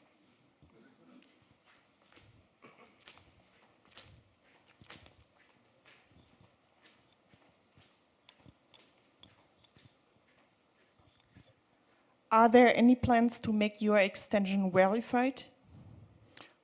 I think I already sent an email to the, I don't know which email address this was, but I haven't heard back. So I'm waiting and I'm curious. I'm open to it and would like to try it. Yes.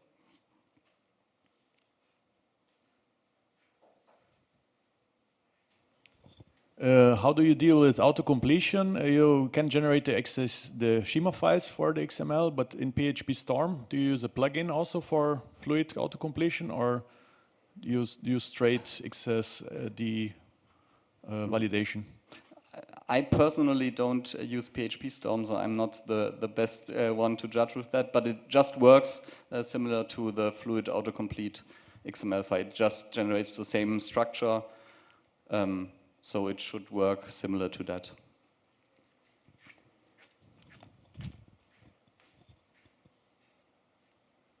Can you add also Can you add also your own components to this extension? Yeah, it's in fact it comes without any components. It's just a tool set to build components. So you just point it to a folder, and then you so for example private components in your extension. Then you generate, create a folder, for example, image card and image card HTML in that, and then you just write your components and call it from another template file, just like you would use a view helper. It's basically a way to build view helpers, but in HTML rather than PHP.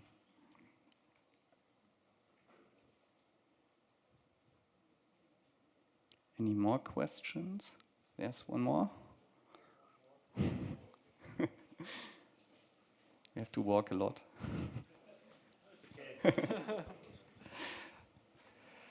Yeah, thank you very much for this project. It looks very nice, and you mentioned in the beginning that it's basically replicating React things or Vue or Svelte or whatever. So basically it brings the JavaScript component driven development back to TYPO3 into Fluid. Or can you a little bit elaborate on the considerations why you not just have chosen, for example, doing web components straight? So just saying, okay, we use, for example, Svelte, which can compile to a web component, and then in Fluid, straight ahead, use a web component, which already has all these things like scoped CSS, scoped JavaScript, basically functionality. It's just built in, and you also have definition of properties in these components, and so on and so on. Can you just elaborate why you took the effort to basically rebuild everything in PHP and Fluid and integrate it in TYPO3? Yeah, I think there are two parts. The first part is, I think, 3 or 4 years ago when we did this, the web wasn't as far in this direction. So it wasn't really there yet. So nowadays it may be a possibility to use web components. But the other part is that the extension not only provides the components but also the data structures. So it could also be a possibility to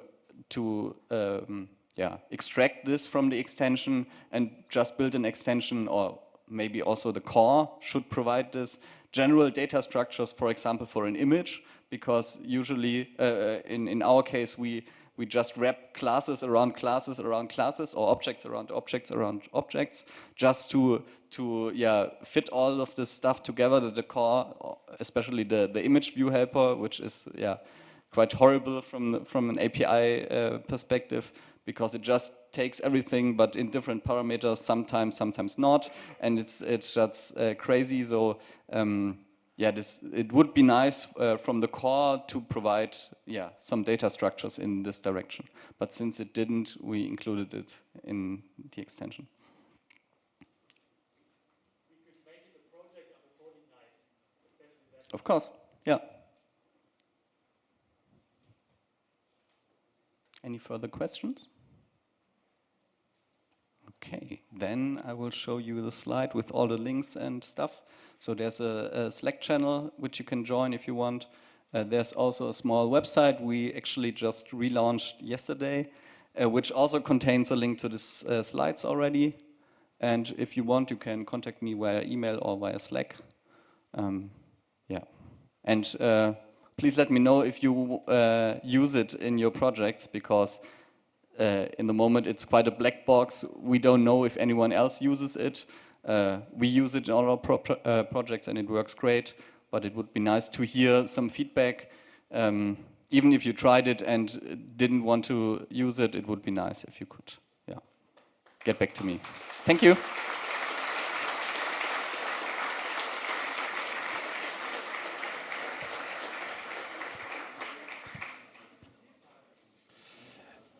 Before you leave, please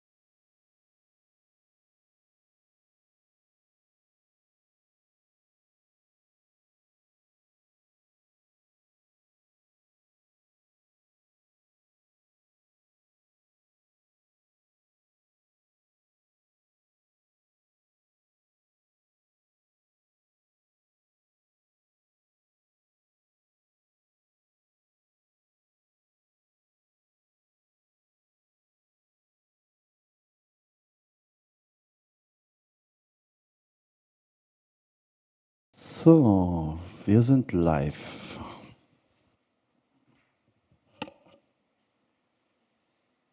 Dann fange ich mal an. Ne? Yeah, hello everyone. Nice to be here. We are going to talk about a very interesting topic today, I guess. Less technically, but much more about what digital communication will, or digital communication systems will look like in the future, and how and why good agencies can set themselves apart from competition. The topic is combining interactive rooms and editable TYPO3 content.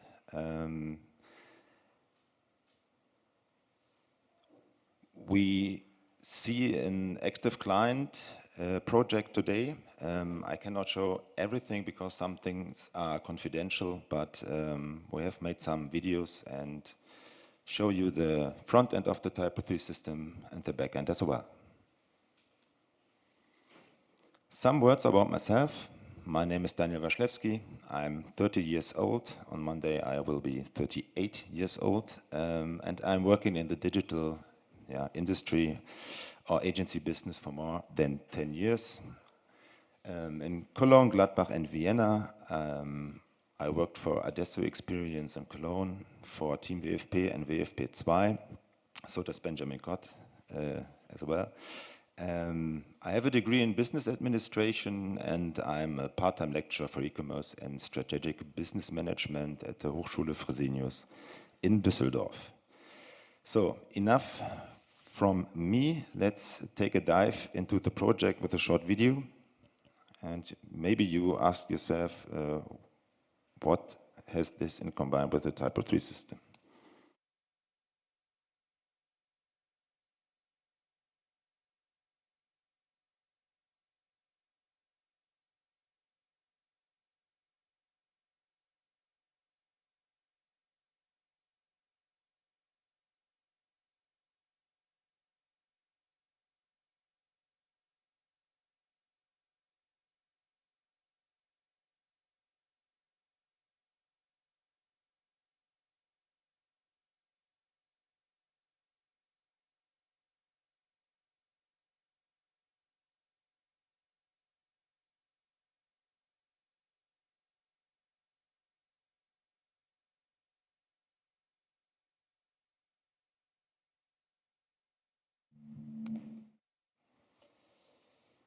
So, that was the project we are talking about today, and why this is a TYPO3 system and what this has with TYPO3 in common, we will look later. When we think of a TYPO3 system, we automatically think of traditional websites. Professional, performant, good, but it's just a website with content elements, with videos, with text, with blogs, with events and news, and that's it. That's okay for some clients, but we expect that in the future there's much more that we can achieve with the TYPO3 system. For us, it is necessary to differentiate ourselves in the market as agency, especially different us from lower level WordPress agencies and freelancers as well. And we think that digital solutions in the future will be much more,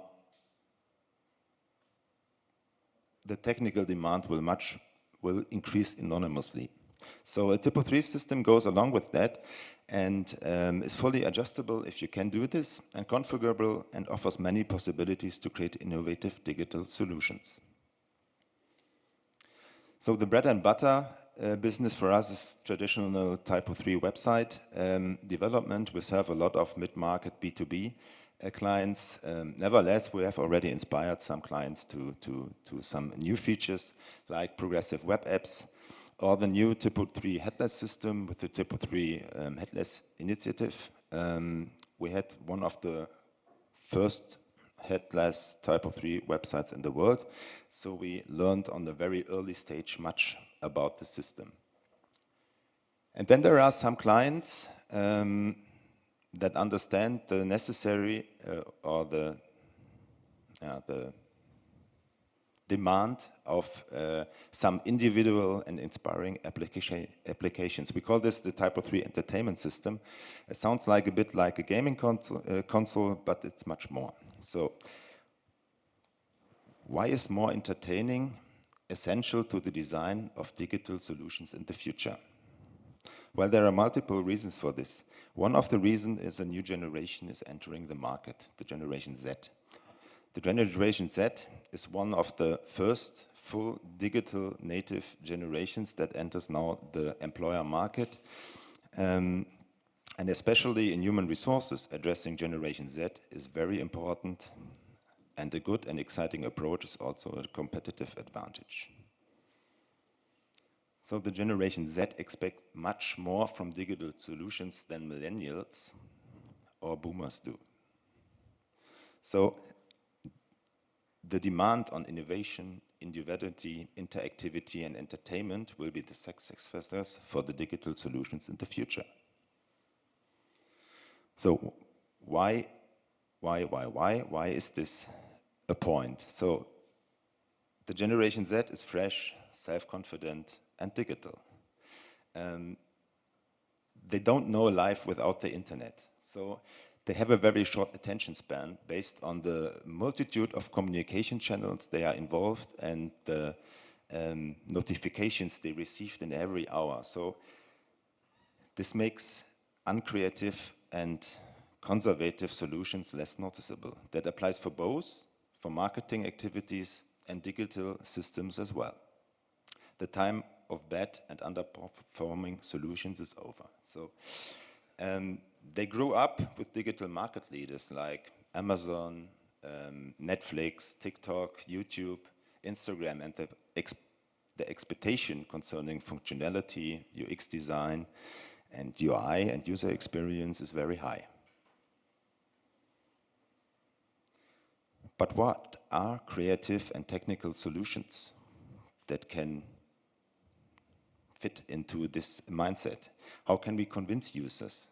So fun and games inspire, gaming captivates us, discovering is exciting, the human instinct to play is initiate. We are most fascinated when we do things on ourselves, so when we play, when we explore, and do this digitally. That is not gaming, so a configurator, a car configurator can achieve this thing as well. So we have fun trying out different combinations of colors, of tires, of engines, of types, and this helps us to keep us engaged within the application. When we talk about digital solutions, we always talk about goals or targets our clients want to achieve. So there are many targets companies can achieve. That can be lead generation, that can be money, that can be hiring new employers, so increase brand awareness, also with the website or the digital application. The digital sales must measure up what the classical sales person has achieved over the years. They convince the client with themselves, with their attitude, with their individuality. Now we welcome potential customers with pictures and text, like a standard website does. So that's not what's good and not what's in the future. So we need to try harder. Soon the standard website will be outdated, we think. We have to think outside the box. And we need to ask ourselves, how can I inspire and entertain my users, my clients, my customers?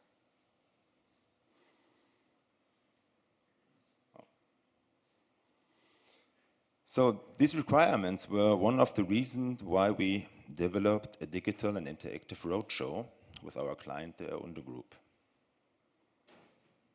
This is just the first step towards digital sales journey.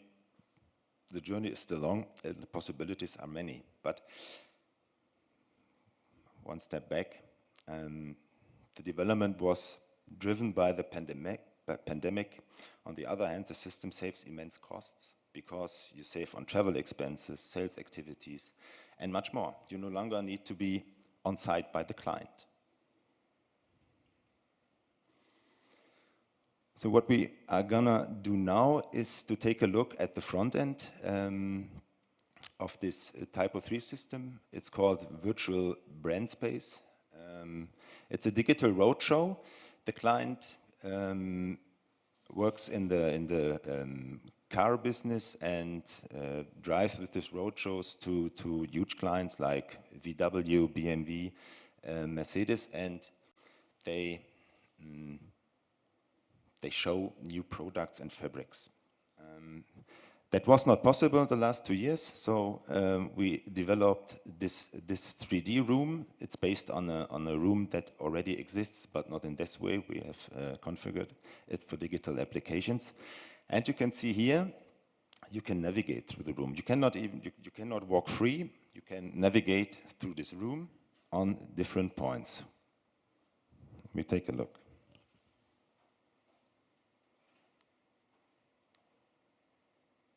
So you can look around.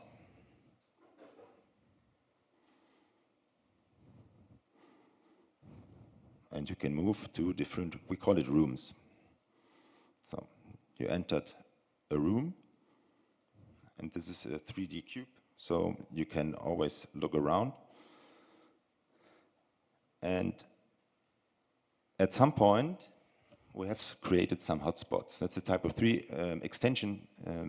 How is it built? We describe later.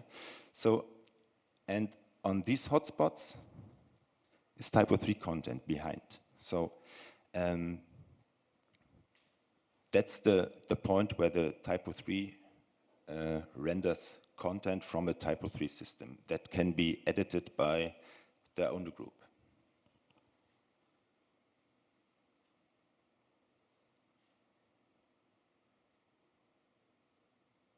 So this is coming from a TYPO3 system and a layer. Looks like a website. And on different points, the client can have some hubs, can set these hotspots and configure what in these hotspots will be displayed. That can be a site, that can be videos, that can be a personal chat, and so on.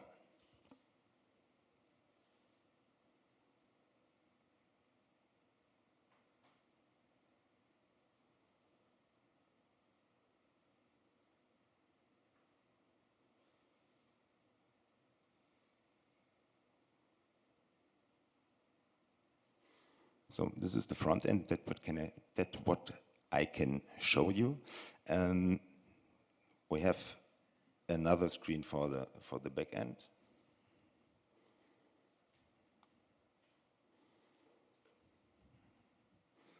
As you can see, it looks like a standard TYPO3 system. Above we have login and invitation and registration. So we do this with the FE manager. It's a closed system for customers only or clients only. And then we have I will call it a website structure. So you see different rooms, the brand space, the environment. That's what you can move in. Yeah, and in these rooms, you can set hotspots like websites. Or yeah.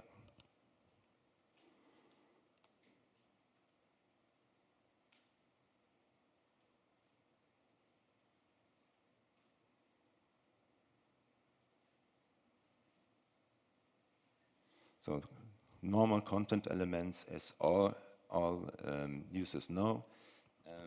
The owner group has already a TYPO3 system, so this makes it very easy to maintain the content because they know already the system they use.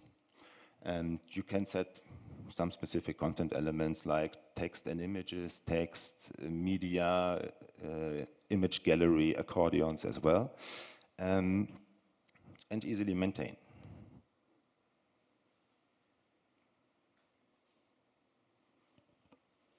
So if you move to the page properties, there is another tab called Panorama on the upper right side.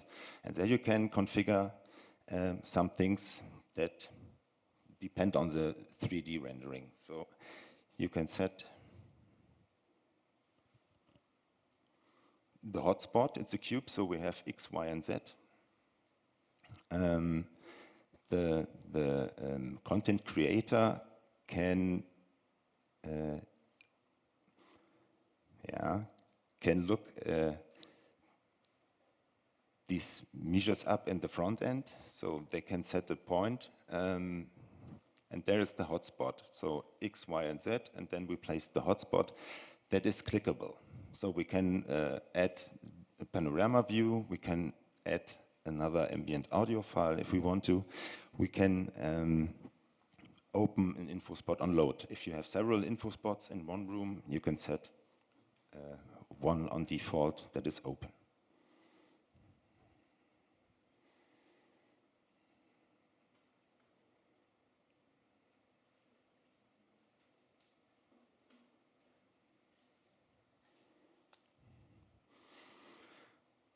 So how did we build this? That's maybe important for you. So the room is a custom built in Blender that has nothing in common with the TYPO3 system. That was manually created from an employee of us based on the Light Forum in Isringhausen, modernized and adapted for the digital application, so usable and modernized. We have different panoramas, so each room has its own panorama, a 360-degree panorama from different camera perspectives. This is important because the fabrics in the roadshow differences of the client, on the client who they are. So we can change things in one room, change the table content or change the TV screen content just for one room, and we have not to touch the whole thing, the whole big picture.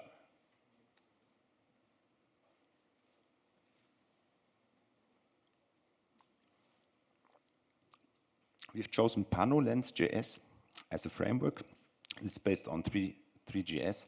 So this framework allows us to display a panorama, a virtual reality, or a potential augmented reality, and we can create inside this framework hotspots, and that was the main reason we chose this, because the client need to explain the content he shows.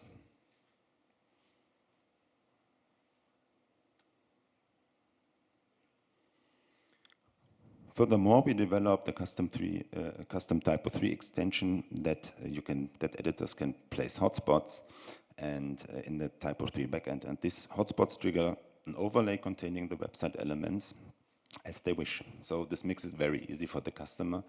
And in theory, they can customize each roadshow by themselves, so no need for an agency.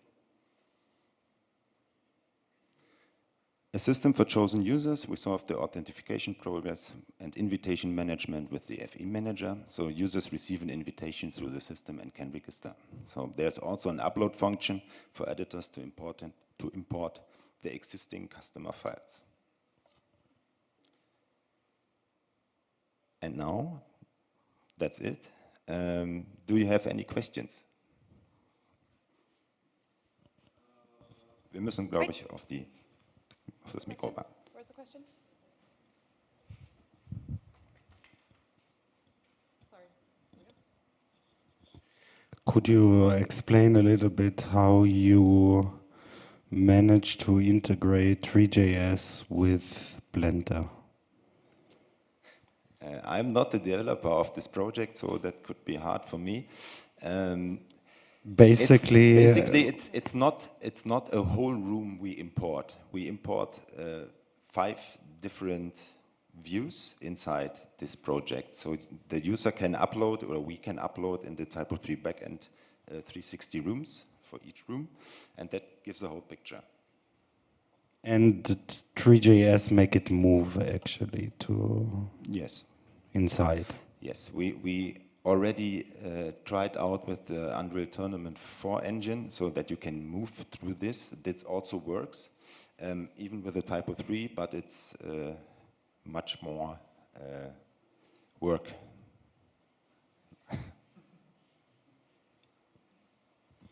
But this is the main feature. So you can even create solutions that are far away from TYPO3, but you can make them editable with TYPO3 content. And I guess this is one large benefit of TYPO3 systems, that you can even think out of the box and have no technical restrictions if you have experience with the system.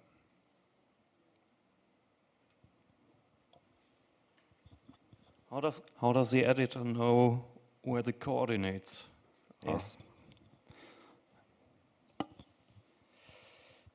So we can just hop in.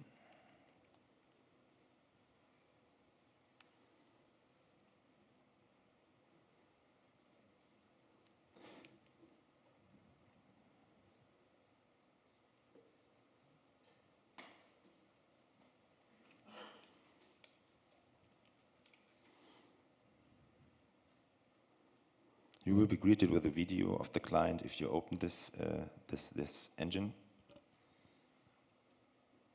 So if I press,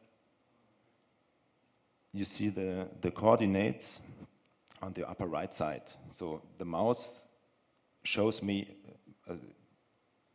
the coordinates. So if I want to place a hotspot here, I simply have to copy and paste X, Y, and Z into the backend, and then the hotspot will be there. That's a bit complicated if you don't do this because it's a cube. So, yeah.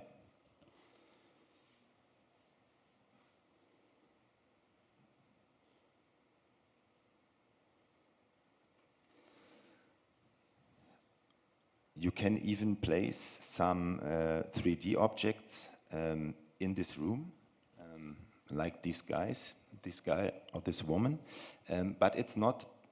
And then we have to work on, it's not affected by the global lightning of the Blender file. So that looks a little bit strange because that's a rendering of Blender, and if you put it on another layer, the global lightning will not affect this item. So, but possible, it is possible, yes, that you can even place 3D objects in there. Yeah.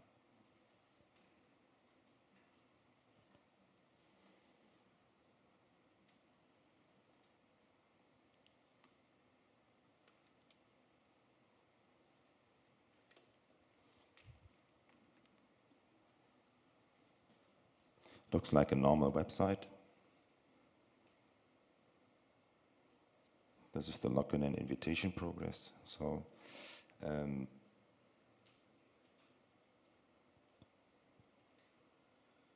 I'm already registered, so I can start. We have a no, I can't start. We have a very small navigation on the left side to make it a bit easier for new users, so that you can move directly into some rooms. You can chat with the client if you want to. We had already the idea to insert YouTube Live if the event is live, that you can ask questions directly. But it's a bit complicated because they do this in China and Brazil, and in Germany there's a different time. So this is in the backlog, yes. Some questions, more questions? Yeah, is there any interactivity in the room, or is that possible? Like, for example, playing a video on a screen in the background or something like that? Yes, it's possible to place 3D video objects. So we had a musician placed in there, but it's not affected by the lightning, so it looks like a little bit strange. I try, maybe I get this guy back. Let me have a look.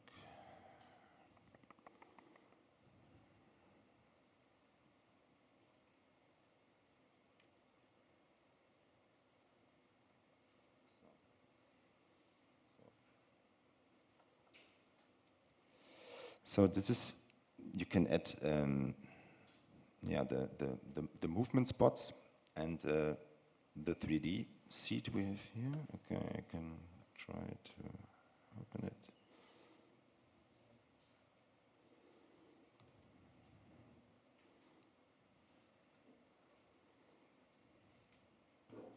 So there's the 3D object I talked about. That's just for testing properties, so that is not the final render, but it is possible to create them. It is also impossible to create 3D moving objects, yes.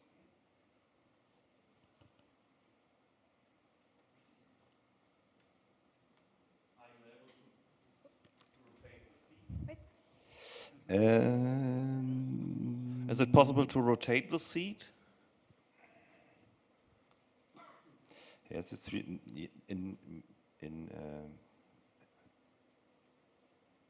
das ist dahinter.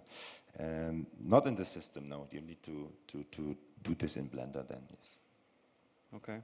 It's no drag and drop and system.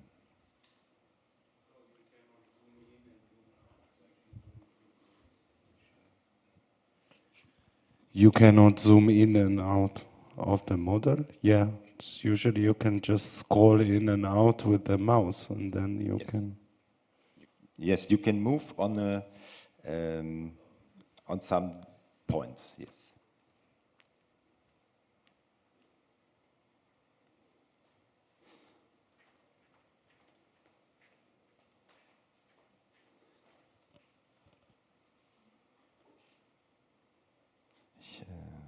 Take this, I disable this item.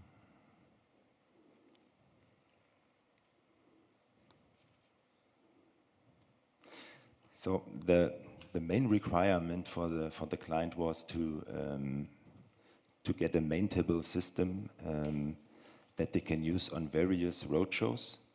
And if you do something maintainable, you always have to make some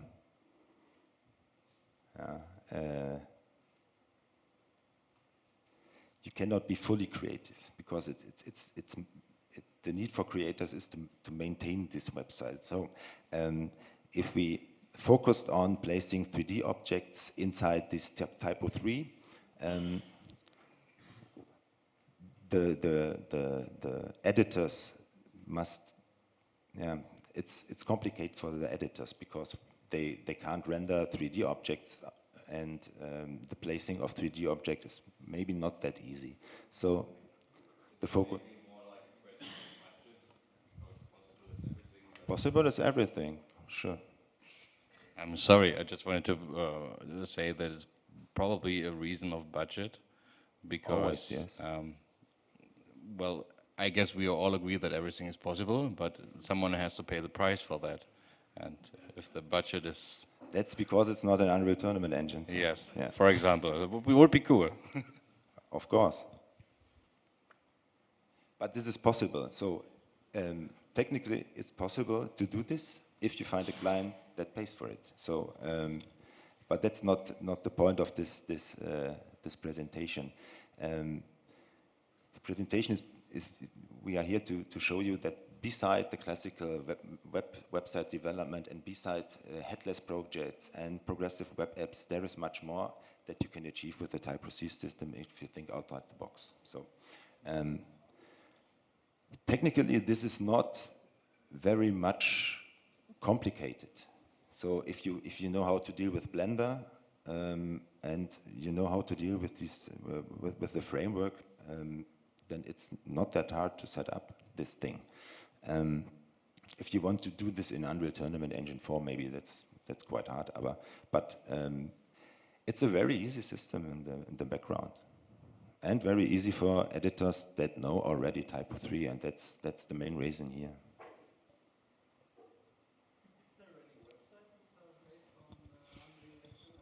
Wait. So just for clarification, we need the microphone so the stream can hear your questions. Is there a website actually based on Unreal Engine? I thought it was a game engine. Sure. Well, yes, but since WebAssembly, we also have JavaScript compiled versions of Unreal Engine, so there are JavaScript variants of it available. So you can basically play Unreal in the browser, or like Quake Live, for example, it runs fully in the browser, all JavaScript, and compiled C binaries. So yeah, if you have money, you can get everything. And then you need to pay for... I'm not sure about this. It was like 3 or 4 years ago, last time I read about it, so I'm not sure about the current state. So people are working on it. You probably need to Google it.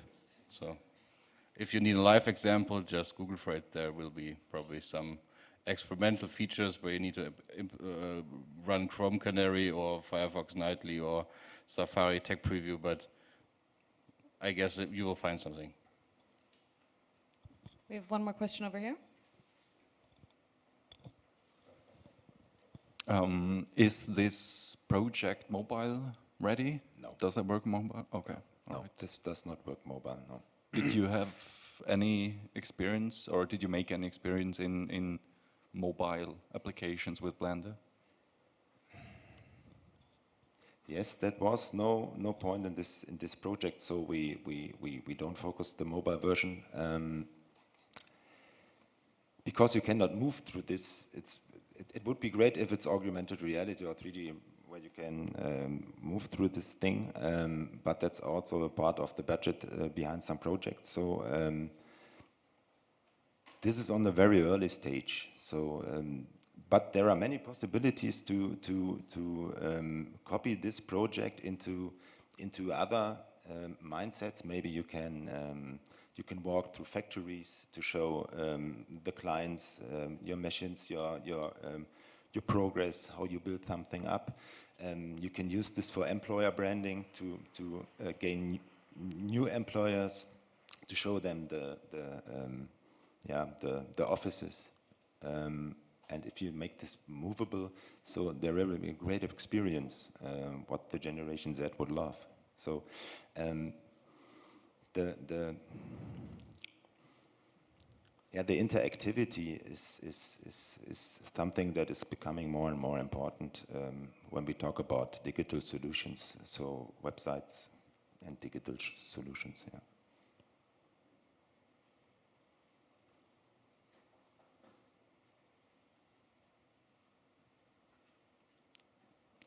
No questions? No, I guess not. Thank you. Thank you.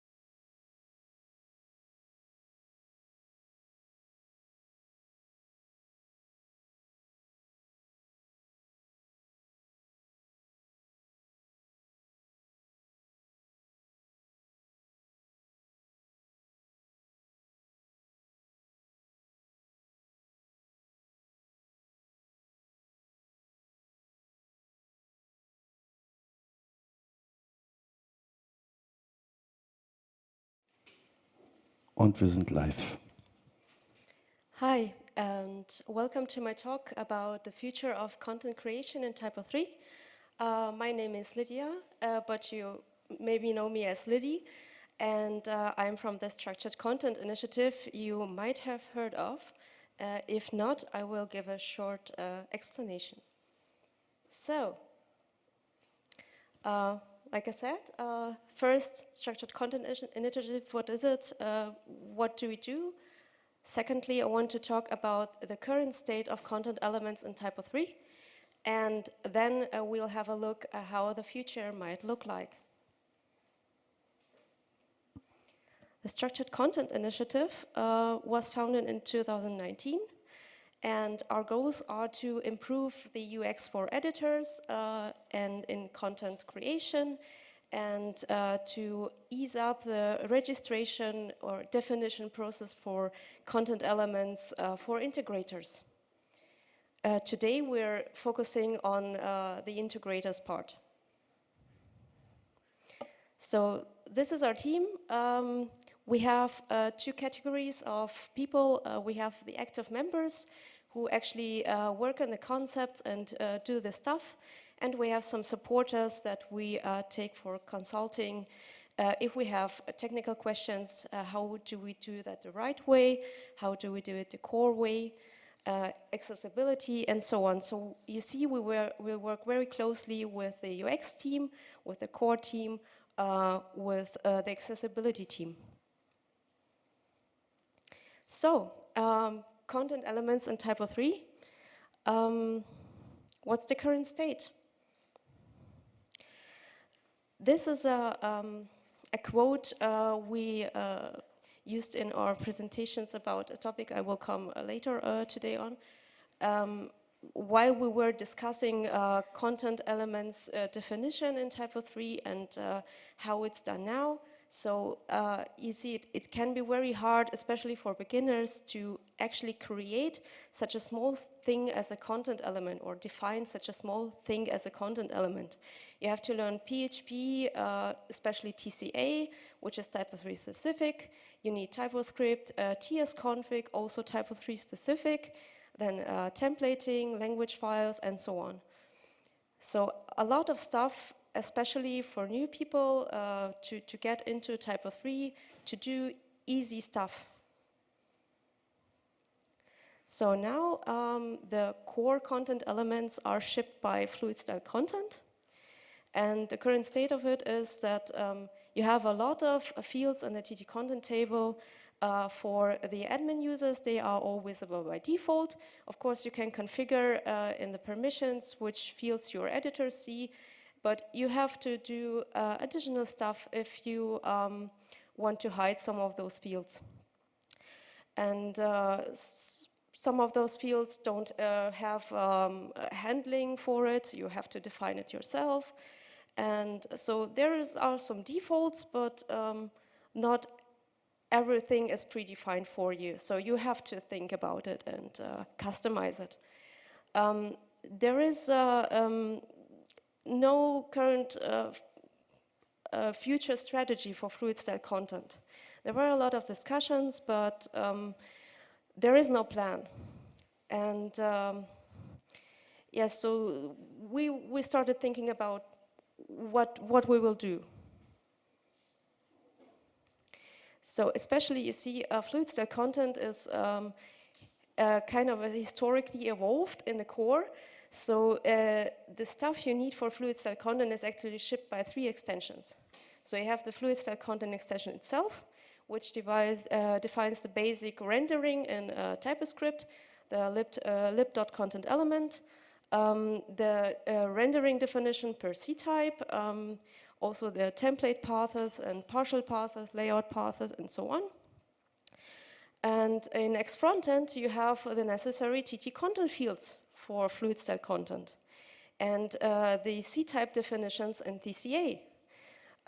Also, the case definition for rendering, yet again, for TT content.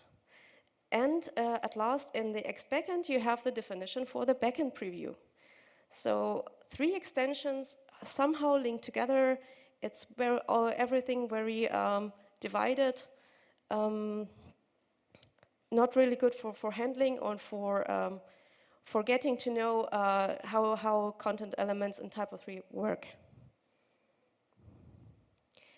So we thought about how much the future look like.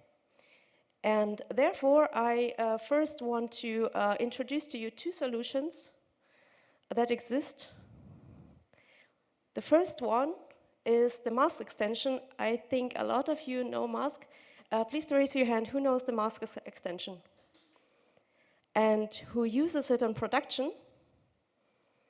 Okay.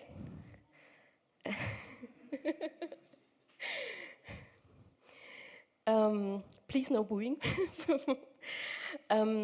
So mask is delivers some neat features. It has a very advanced graphical user interface, so you can easily click your way through it and create your custom content elements. It's currently implemented or was re-implemented with Vue.js.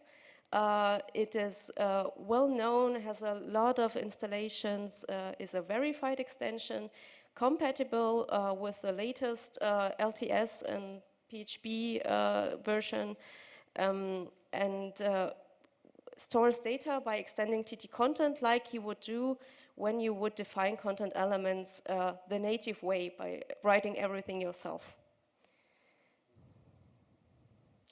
And then there's the content block registration API. Who heard of the content block registration API? Okay, quite a few. But I bet no one uses it in production because it's not that old and not so widespread. Started off as a proof of concept with the main idea of defining content elements as composer packages. We like the graphical user interface of Mask, and so we created a simple user interface just for a POC, and we went through a way of thinking about how to store data, and finally came to the solution that storing data by extending TT content is also the way to go. Even Olli Harder even did some benchmarking for us. So the version 2 stores data now in TT content, and it is also compatible with PHP 8.0 and the current TYPO3 LTS. Fully tested with translations and workspaces. And we also support composer and non-composer mode. And quite a few downloads. So you see in the screenshot that is a structure of such a content block composer package. So really you have not that many files where you actually do configuration. You do configuration only in one file. But I will get to it later on. So a content block is a small chunk of information. This is something one should keep in mind when talking about content blocks or content elements, because this is very important for what you will use them for. They are not supposed to be used as plugins, where you have some control actions behind it, or very complex structures with a lot of optional values. So it's like a teaser element or a gallery. So small pieces that your editors place in your on their page. Okay, so what we thought of after talking with Nikita at the T3 developer, TYPO3 camp, Middle Deutschland in Dresden, we thought, well, actually, we're doing similar stuff and we like the approach of each other, so let's shake hands and combine our solutions, take the best of it. And so what you will get in the end is the composer-based solution from content blocks. You will get a graphical user interface like Mask does, but only with TYPO3 theming. And all configuration that you would need for TYPO3, that you would write yourself when you would create or define content elements the core way, is generated for you, like it is done in content blocks, like it is done in mask.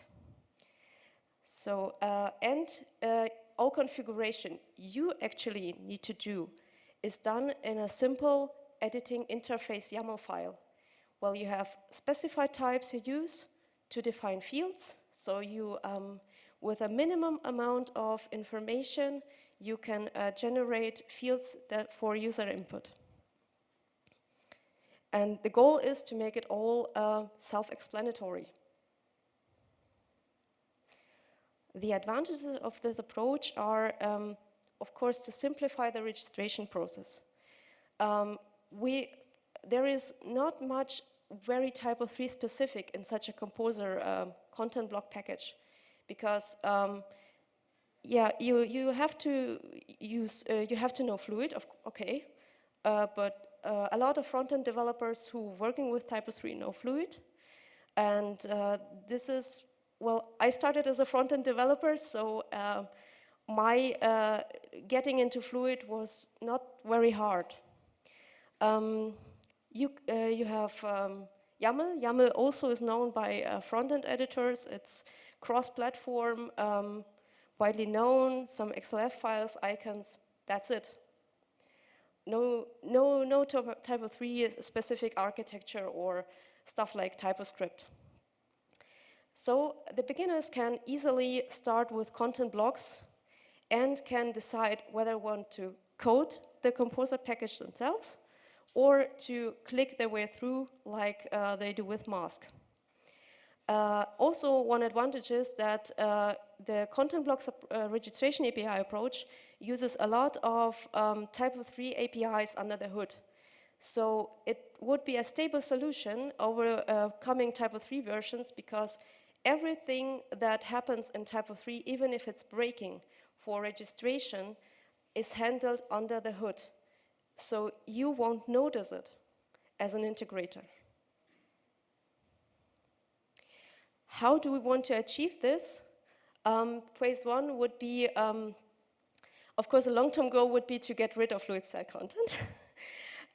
So first, we would resolve all the connections that are currently between these three extensions and ship everything that is needed by fluid style content to fluid style content and reduce everything else that is in the core extensions to a minimum that is really needed for displaying content elements like start time, end time, UID of course, and so on.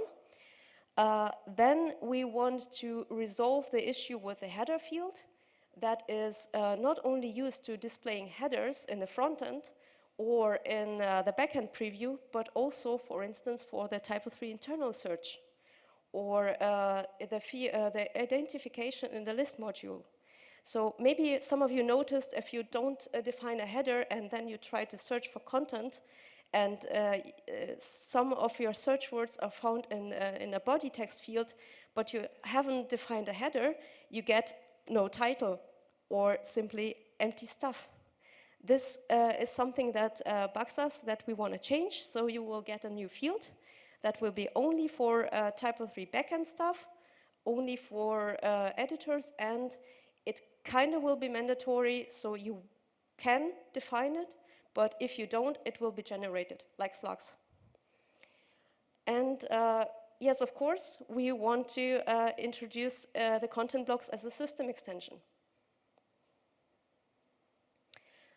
Then phase two would be in the LTS following behind, because we, of course, would stick to the TYPO3 development process to not break stuff at once, but do it gradually. So not remove fluid style content from the start. So then in phase two, it would be to move fluid style content to friends of TYPO3 and to provide a migration script. So you can migrate your the fluid style content elements you used in your project to content blocks. To migrate from content blocks if you use that extension to the TYPO3 content blocks, and from mask to TYPO3 content blocks. Yes, and consider migration from fluid style content also to content blocks, so you can use fluid style content in a content blocks approach. But this is something we are currently discussing. And we could even think even further, like have, for instance, a migration button to switch C-types. This is a topic that is discussed pretty much. Is C-type switching a good thing or a bad thing? How do you do it properly? So we did some research on that, and you can find it in a blog post on our initiative page if you want to read into that more carefully. So this is something we are thinking about as well. And of course to provide content blocks as bundles. So because one composer package is only one content block, so how do I have a set of content blocks? You can create meta packages for composer. So theory, someone who very much likes fluid style content and wants to have everything of fluid style content back again, could create a set for fluid style content blocks. Or you could create your own, like a set of menu content blocks, or a set of teaser content blocks, or media content blocks where you have galleries and video elements and so on. I see I went through pretty quickly. So yes, you can find, this is where you can find us, and also look into the different approaches. I think you look very with questions in your eyes. So maybe this would be a good start to have some questions. Just raise your hand and wait for a lady with the microphone to reach you.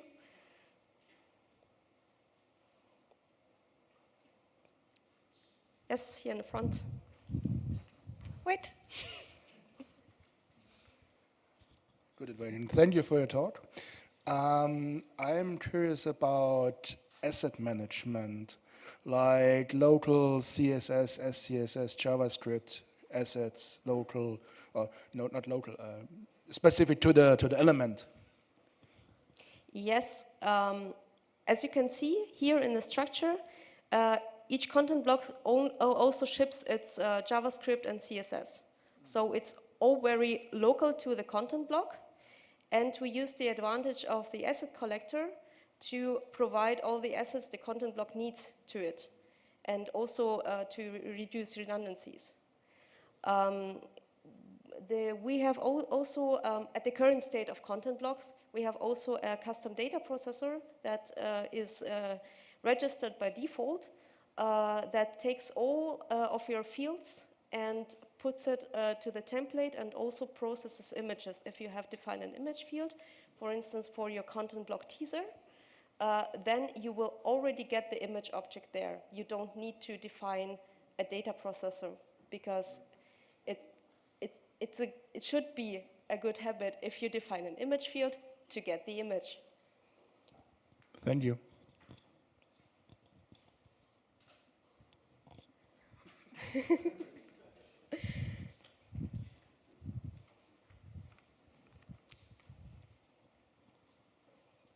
The headless guy. Yes.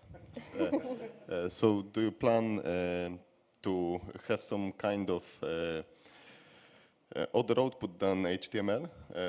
Can we output data from these elements other way than only rendering HTML?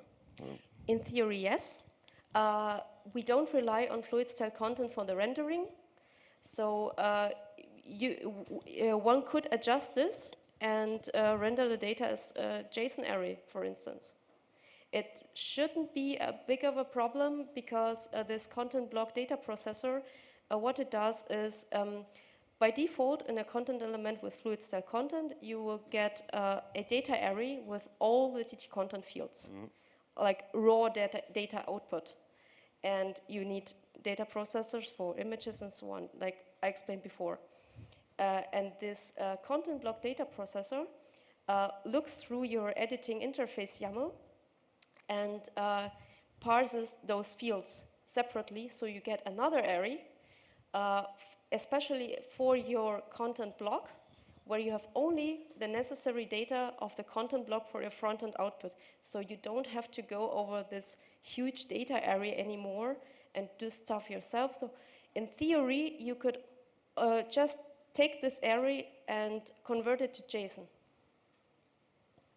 Fine for me. Maybe Thanks. add something for images, so you will get an image URL instead of the image object. Thank you.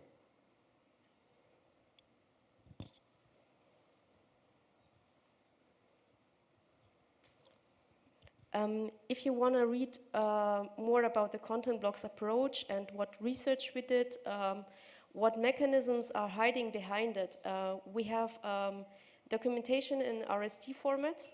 So it's basically everything there, and I don't know if we have some time left, then I can just switch to the docs and give you a quick overview.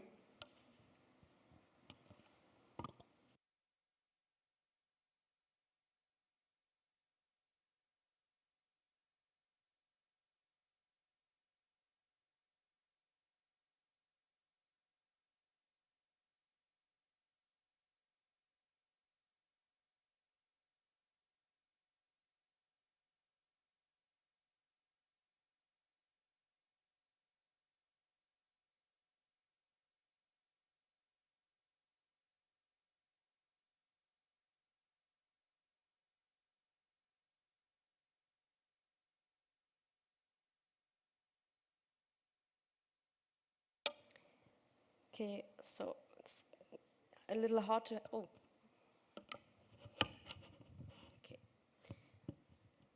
Okay, I hope this works. So basically, you have an introduction where you can find the directory structure. This will change a little when we go to the core, especially this source dist, which we took because of front-end approach with web components. It would be more like in TYPO3 with resources public and private.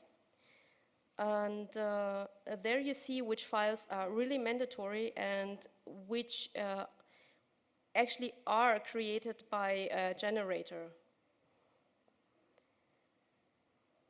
So the editor interface refers to the YAML RFC, and we have an overview of the field types. Those will also change, but you can take them as an orientation.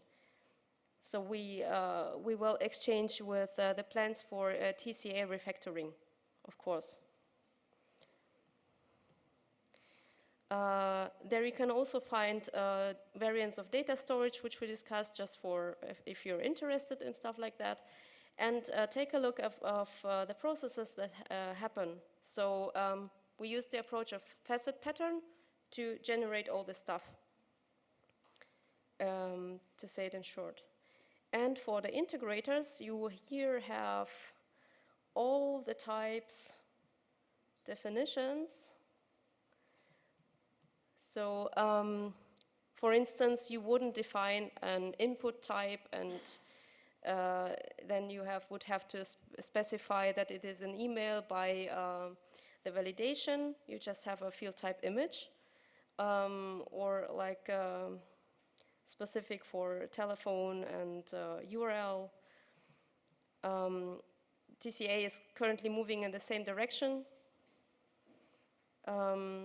And there you, basically, we will take a lot of that and combine it with a lot of stuff from Mask, because Mask is very well tested, and also take huge parts from the GUI.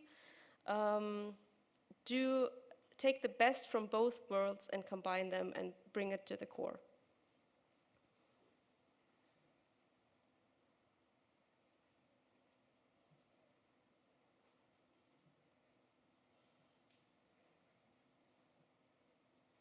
There's also an FAQ section where you can read about the switching of C-types and what our research brought up considering this. Okay, any more questions? No? Then till the end of the event here. Thank you.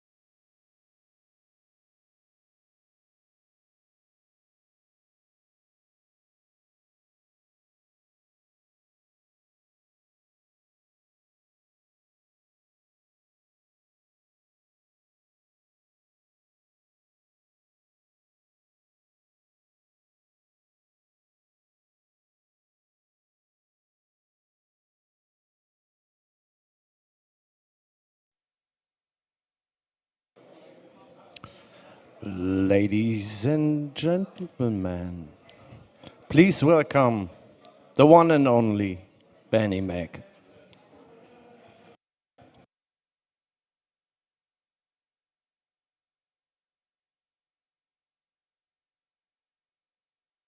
Hello. Welcome to my presentation. Apparently a lot of people think it's just 5 minutes, but you have to stay in this room for more than 5 minutes. I'm really sorry, but we're working on the AC. So today I want to explain how you can configure TYPO3 if you want to run TYPO3 behind a CDN. And hopefully at the end of the talk you know how this works, and then next week you can do this in 5 minutes. First, the one and only, I'll introduce myself really quick, and then I'll let you know what is a CDN, because usually I would ask questions, but today I'll start from the beginning. And the most important question is, do I need one? Another fun story is, how much does a CDN cost? Because I usually, well, we'll talk about this. And then how can we wire up the CDN with my TYPO3 installation? And then how do I configure TYPO3? And then there are some wild edge cases where a CDN might not make sense. Okay, so my name is Benni Mack. Benni Mack. I work with TYPO3. I also work at a company called B13, and I don't know, but we often have clients who want to reach a worldwide audience, and that's why I try to share my knowledge about this. A CDN, what is a CDN and do I need one? So a CDN, let's get a bit technical, some dry information about this. We have our browser, and usually you type in the URL and you get to the web server. And a CDN first is, I'm not going to explain a CDN, but a reverse proxy. Usually the browser goes through the internet to a server in front of the web server, and that's the reverse proxy. And the reverse proxy can do a lot of things for your web server or for your browser, but most of the time it caches things that can be cached, because then you could handle more traffic, because the reverse proxy is optimized for handling lots of traffic and does not compute stuff like PHP scripts and things like that. So we're just working on the HTTP protocol and moving HTTP requests from A to B. And as you see on this image, the first request of the browser goes to the reverse proxy. Reverse proxy says, hey, I'll ask the web server comes back and goes to the browser. The second time, the reverse proxy says, hey, I know this information, I'll give it back to the browser right away. So that's a reverse proxy, and a CDN is almost the same. That's really bad that you can't see. It's actually a globe image. So it's like the world, a world map. You would have a server here in North America. I'm really sorry for the image. You have one server, that's our web server. In the CDN language, we call it the origin server. That's where we have our TYPO3 installation. That's where we run PHP, our database, whatever you want to do with it. And the CDN is like just lots of other CDN servers. I call them edge servers. And we have them distributed around the globe. So imagine you have a person from Brazil, and all the traffic needs to go to the origin server and go back. That takes some time. So I'll give you an example. We have a customer running a website that we host in Europe, and we've really, I think, done quite a nice job to have this website running in, in a fast manner. So it takes like 40 milliseconds to deliver the website, the HTML of the website. But then I traveled to the US, and for fun, I tried out to call the same page, and it took 160 milliseconds, just because you have to go from North America to Europe back again, and that's what a CDN can help you with if you want to, reduce the time when the website is loaded. So coming back to our reverse proxy image, you could actually think of a CDN just the same, except that you go through the cloud twice. One time from Brazil to the Brazilian edge server, and then from the Brazilian edge server through the internet to the North America or European origin web server. So basically a CDN is lots of servers, usually more than 2, because you have lots of regions in where you need it. So these CDN providers, they place it in strategically useful places. Let's say Frankfurt. Then you have another server in London, and then go on. So you might have 100, 200 edge servers, but we don't do that. That's what the CDN provider is taking care of. And the edge server from Brazil, you call the website, you're in Brazil, and the edge server in Brazil goes to Europe, fetches the data, caches it there, and the second person from the Brazilian website has it really in 40 milliseconds or faster.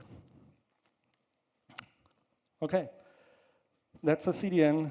The question here is, do you really need a CDN? And there are a couple of complaints you might have heard from your customers or from yourself.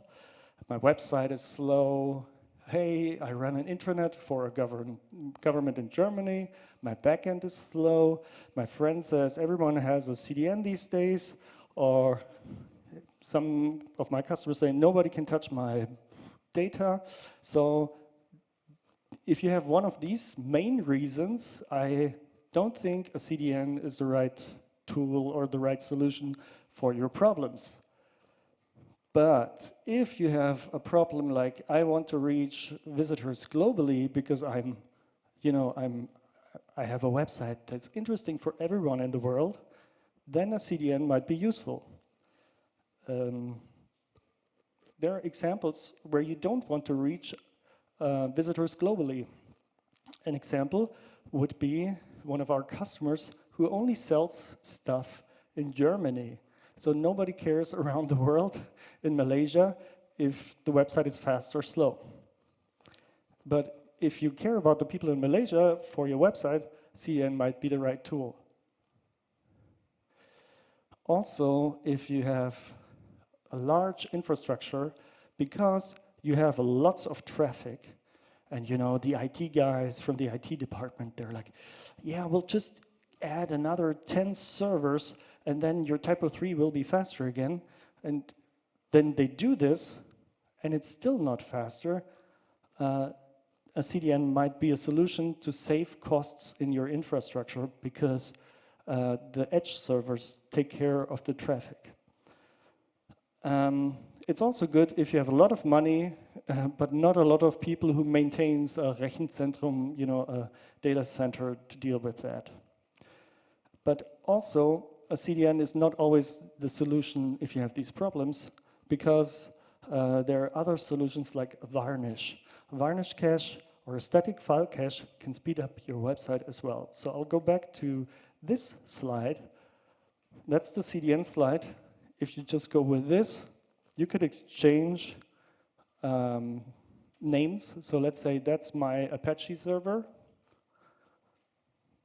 That's my Varnish server. And that's my browser. You can achieve the same thing if you just care about performance and your customers are in Europe. So that's really easy to set up, but not part of this talk. There are usually talks. Yesterday there was an Nginx talk that was also quite cool, I think. I wasn't there, but I heard about it. It addresses exactly this problem. So the CDN is not usually the solution for everything. But a CDN has a lot of other cool things, usually, that I really like having in place without having to deal with it. So one of the things I like is you have to imagine you have these, let's say, 100 servers around the world, and we all want to use encrypted websites. So you need to have the SSL certificate on all of these 100 servers. And you might have a lot of domains, so you use this. You can use a CDN to distribute your certificates.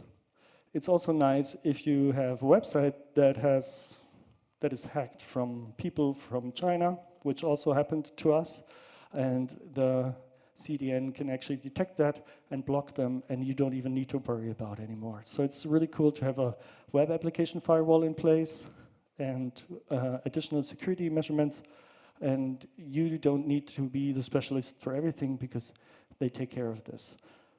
And it also takes care of DNS management.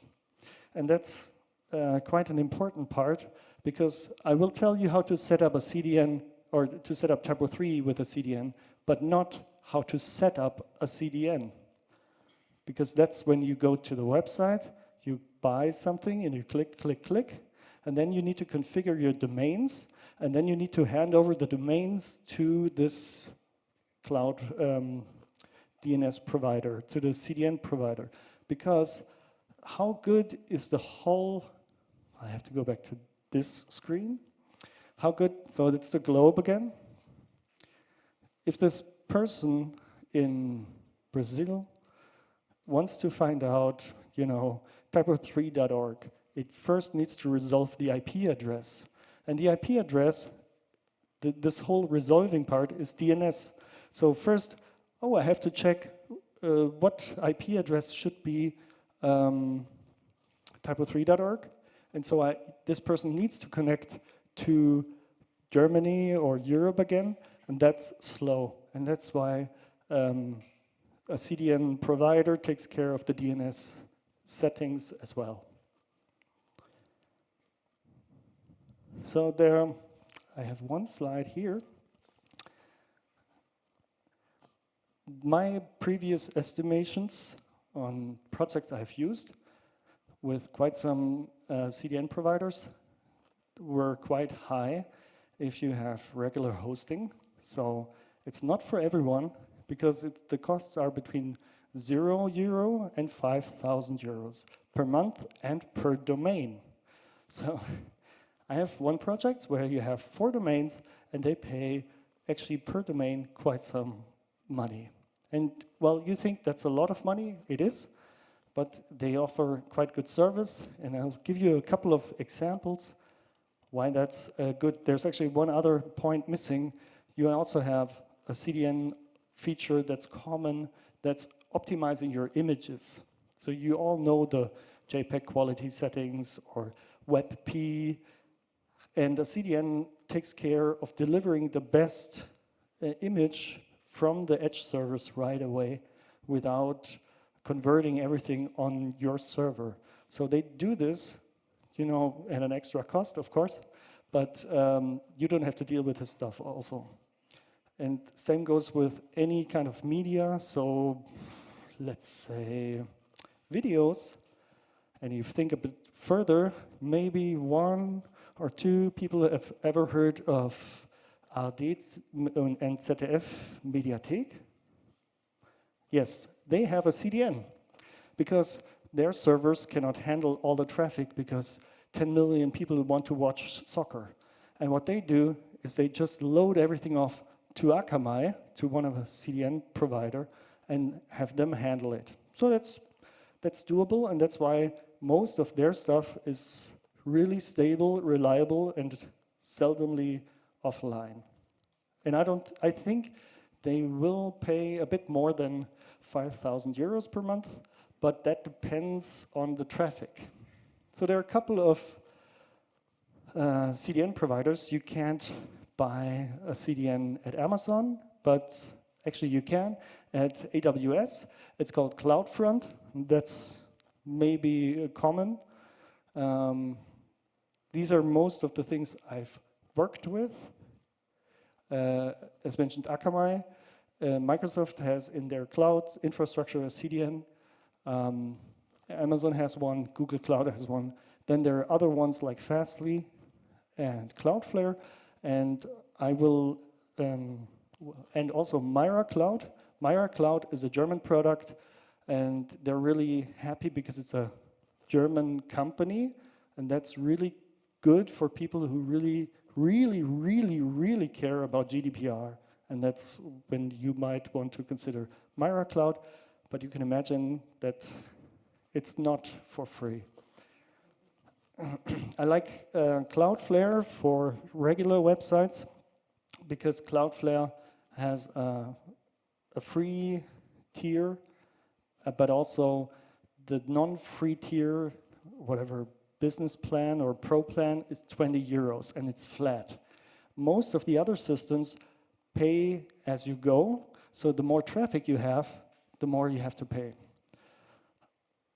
However, there are also some special deals. I heard from CloudFront, it's like the first terabyte of data per month is free. So it's also something to try out. And of course, you can, if you go with any cloud provider, you don't have to put your TYPO3 installation in the cloud. You can just use CloudFront and still run your things on your WLAN server, for instance. But let's get to the TYPO3 part.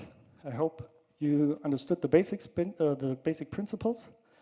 What can a CDN actually cache from my TYPO3 installation?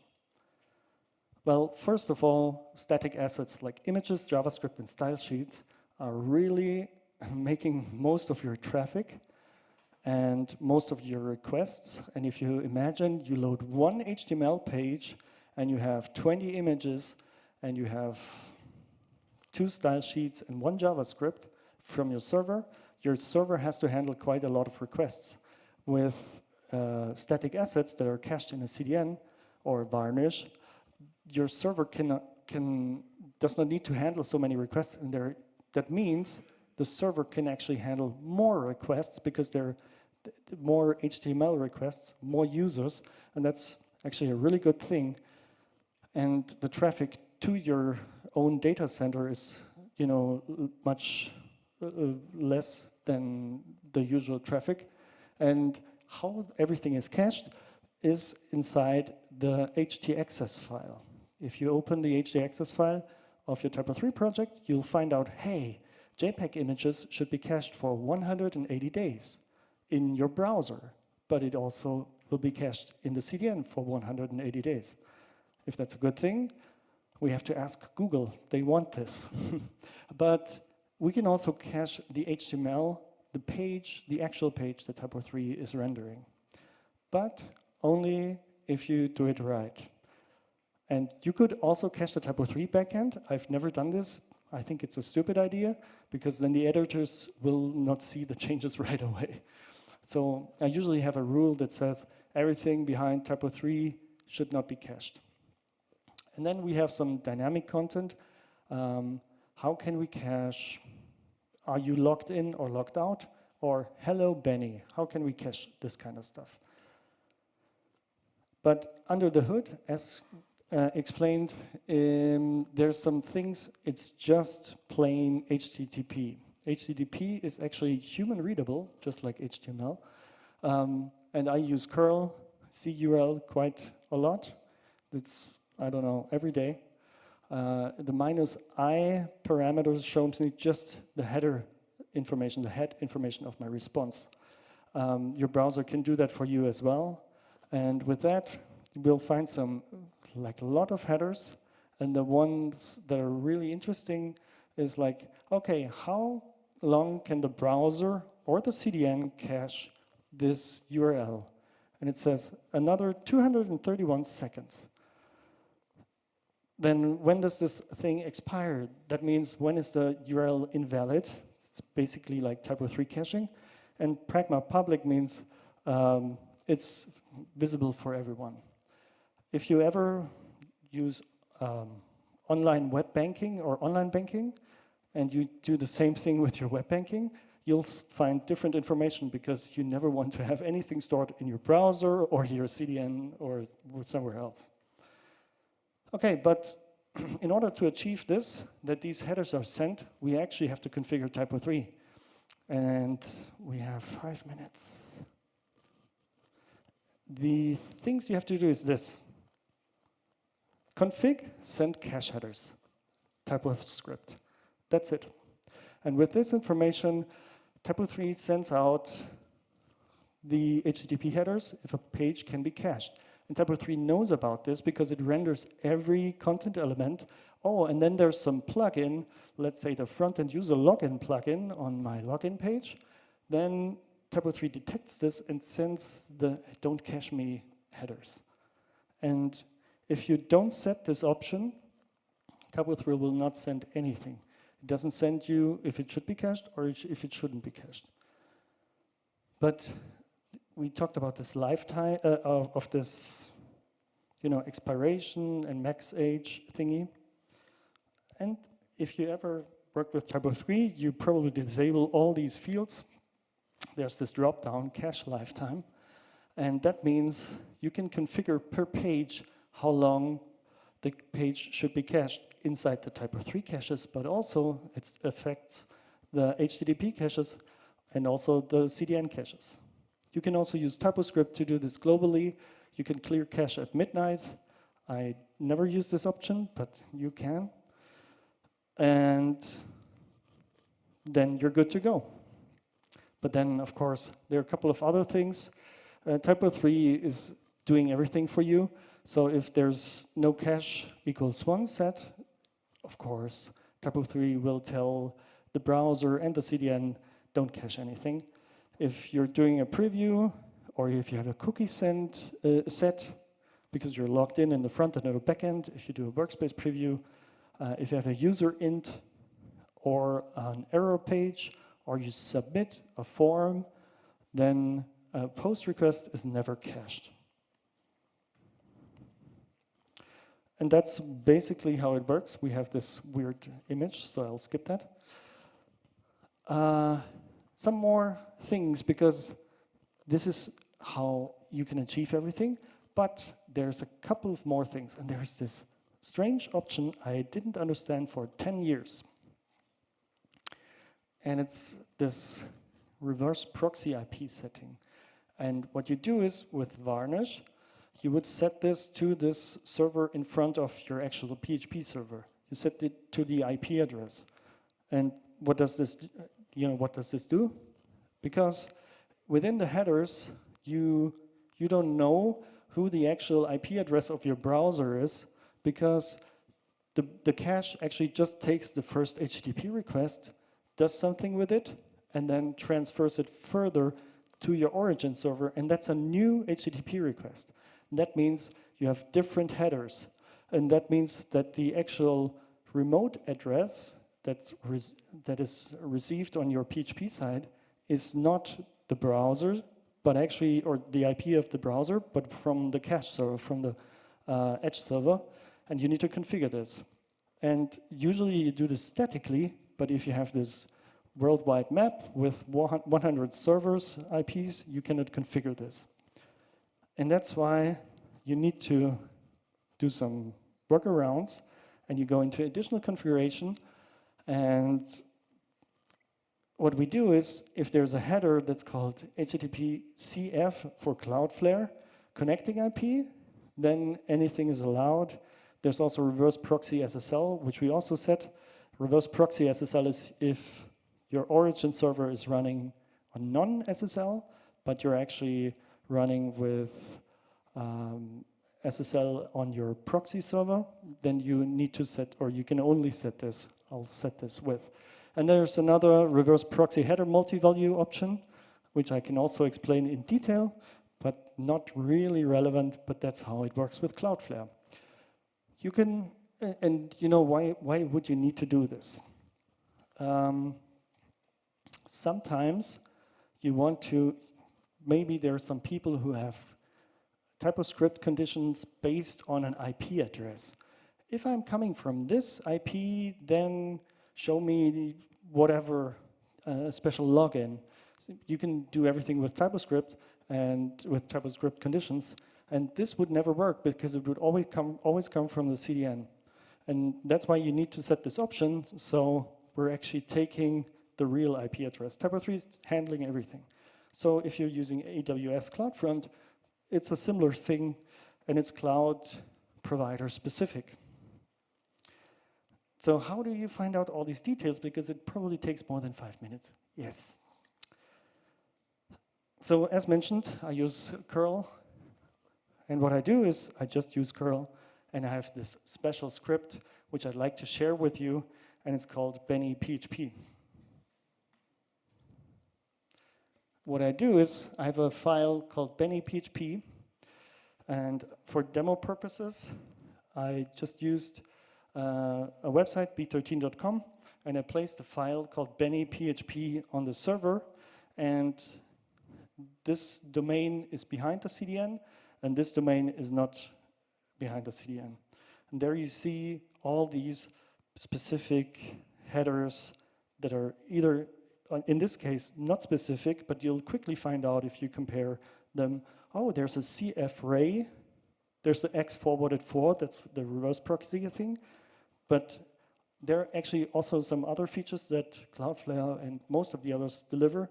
I can see from which country I am, the visitor is actually coming from. It just gives you more information.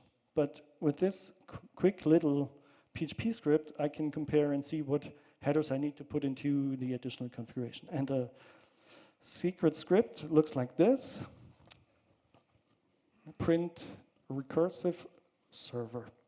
So great tool. I would just recommend to delete this, which I will do really in a couple of minutes.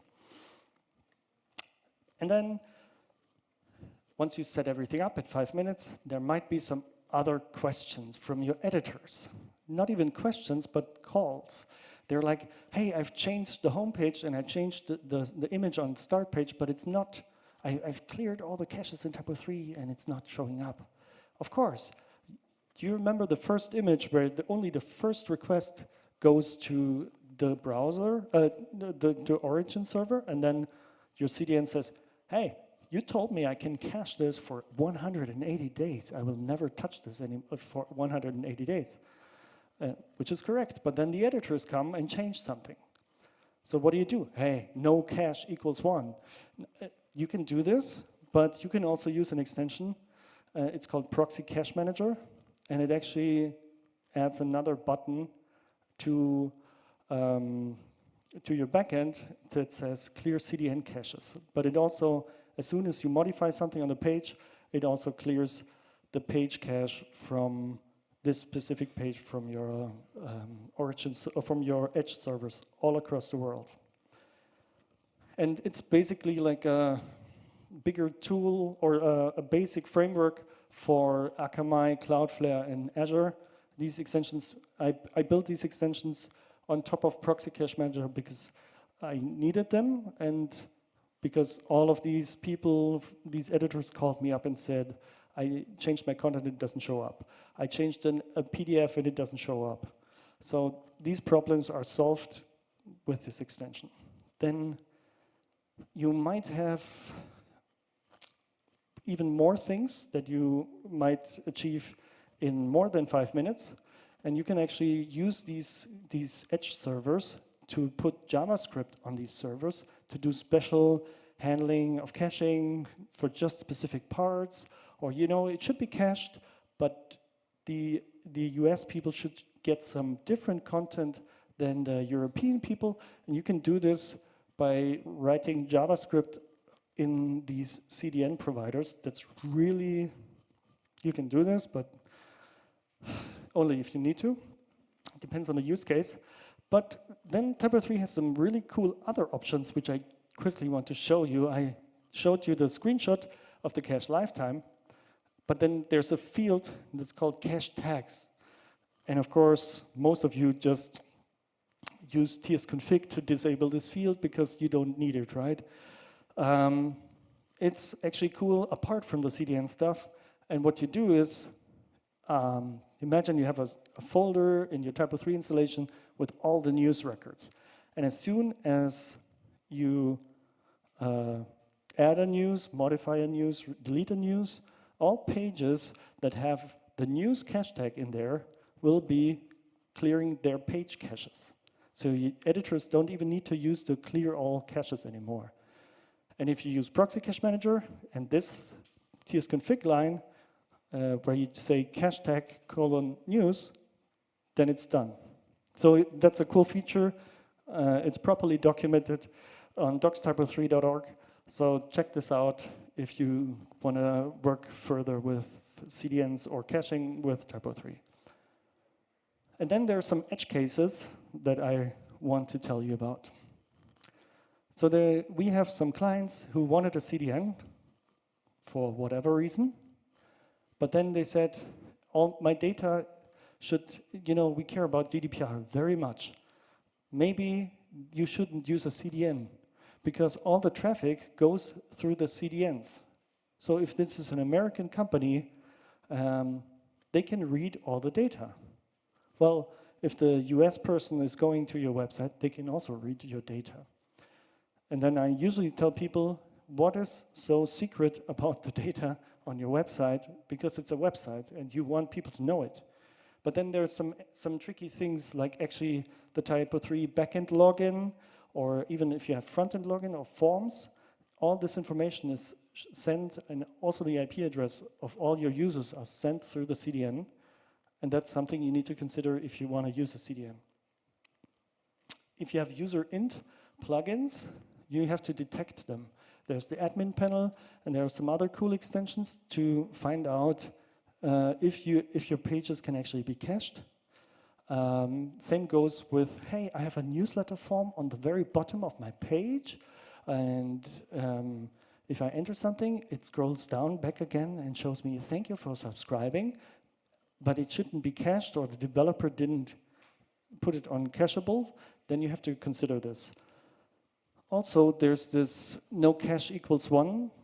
You can put this in a lot of TYPO3 websites just to, have the origin servers work a lot of work because they need to rebuild the website every request. So you can do some funny things with it. And that's why you have this option, disable no cache parameter, which means every time any person comes to your website and has equals no cache equals 1, it doesn't matter. And that also means sometimes you do have a login page on your homepage, a login form on your homepage. So my favorite example is typo3.org, where you can log in with your credentials. And before we thought of CDNs with TYPO3, we had these varnish caches. And whoever created typo3.org back then just said, I'll just have my TYPO3 website, and then I use JavaScript to have a different page type to just render the login form every time. And that one is not cached, but everything else can be cached. So you can build really cool solutions. Same goes with if you have personalized content, you can also cache these pages with a CDN or something else. So I'm almost 5 minutes over. Really important for you to understand, cache tags send cache headers equals 1, so you should almost always enable this option. And have a look into the reverse proxy IP setting. Then you need to configure the CDN or let somebody else handle this. Check your HDXS file and learn to read HTTP headers. So that's it from my side. Are there questions?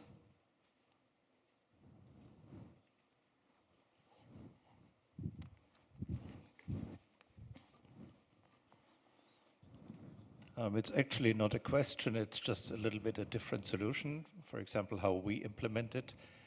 And what we typically do is that we serve the HTML code from the origin server and all the static assets through the CDN.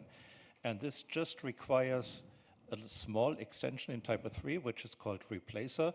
And this replacer, before caching the page in the cache, it changes the URLs to the static assets in the HTML code. And so this is, I think, easier to set up. You just have to generate this URL that you get from your provider. And then, for example, if you change some content, it's available immediately because the content is in the HTML code and not in the JavaScript, CSS, PDFs, and so on. And as I understand this clear cache command, or the CDN clear cache, that clears like the page cache, it clears the whole cache of the CDN, which means then every asset has to be downloaded again.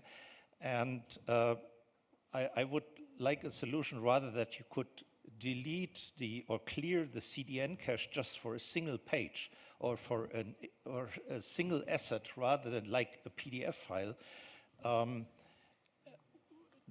just invalidate the cache for just that small part and not the whole caches worldwide. Yes, so this proxy cache manager extension does this automatically. As soon as you change a page, it invalidates all the links on or like PDFs or whatever that you modified like instantly. And if there's some, you've deployed something or something like that, you use this button. So that's when you use the clear CDN cache. It's like the clear all cache buttons. You shouldn't use it all the time. But I agree. The replacer, that's a really good point with the replacer extension because it just gives all your static assets a different subdomain. So you don't need to configure all of your, or like not even a subdomain, a different domain. So you don't need to configure anything in TYPO3 except the extension. Yeah. You are not changing the headers or anything.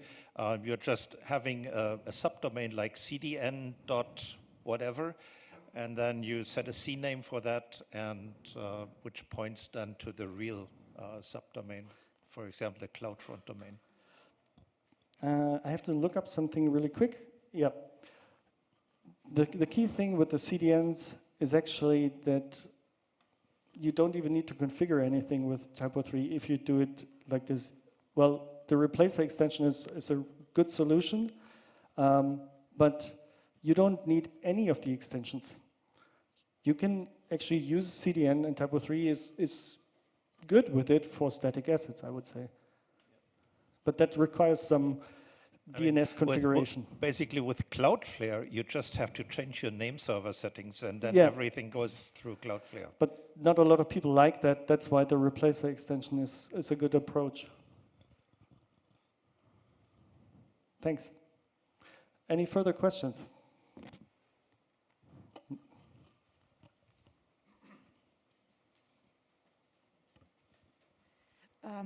Do you know if all those services like Cloudflare or any other support something like SSI or EASY or something like that to reload the login stuff server-sided and not client-sided?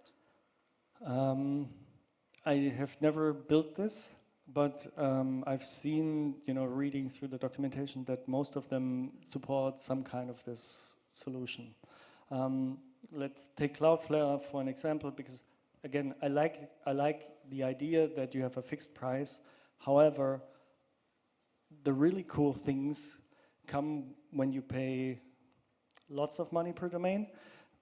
For instance, that you can actually use multiple cache entries per URL, or that you can use cache tags in your HTTP response headers, which I've never played around with because I didn't have the money. But one of these examples depends on the tier. You can have such solutions, usually.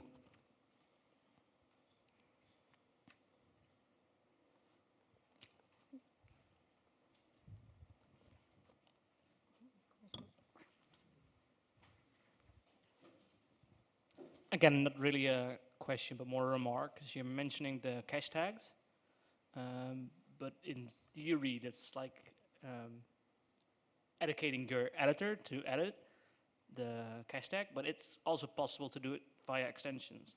So that's, yes. You probably know, but like it's, as a developer here, you can just add your controller, add your add cache to the TypeScript frontend controller. Yep.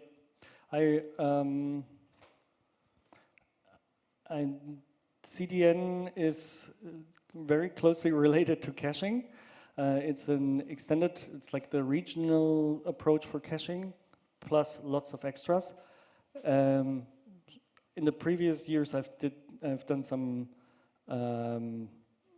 talks about caching in TYPO3, where this is, and I've also wrote some blog posts about caching. And the one blog post that is missing is cache tags, because it's really powerful from extension authors, from tsconfig, per content element.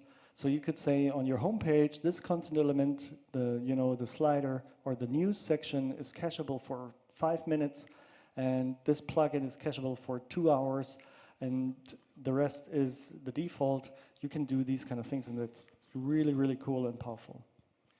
I wanted to point out that there's also another use case for a CDN, not just for global reach, like when you want to deliver your web pages to Australia or Southern America or Asia, but also when you have a website that is under extremely heavy load. And we had this, for example, for some festivals in Germany, and where you can see that actually you're basically delivering the content just in Germany, but from the CDN there are something like 10 or 20 edge servers providing the content. And so it takes off all the load from your server, and then it just goes through the edge server. So if you have some like event websites with very, very high traffic, then you can also use a CDN to relieve your own server from traffic. Yes, it's like the ZDF and ARD Mediathek thingy. It's not interesting around the globe, but especially because you have a lot of visitors. I'll just take the time to tell another story. There's this guy from Quebec, Patrick Gaumont. Maybe some of you know him. He's in the TYPO3 Association Board, and he helps running the website of the city of Quebec. And when the pandemic started, they were running everything on AWS, I guess, already. And everybody wanted to check the COVID cases per day. And then you really need to have a system like TYPO3 in place where you can configure, hey, this page should be cached for 2 hours or for 2 minutes. So I actually use Akamai to cache pages for just 1 minute because the editors want to change lots of things lots of times. But the 1 minute is really important for caching if you have, in our case, 400,000 people visiting this TYPO3 website at that second. So it's the really, really good use case to use some kind of heavy lifting in front of your PHP server. Thanks. All right, then thanks for listening. I hope not everybody fell asleep. And yeah, see you tonight at the coding night.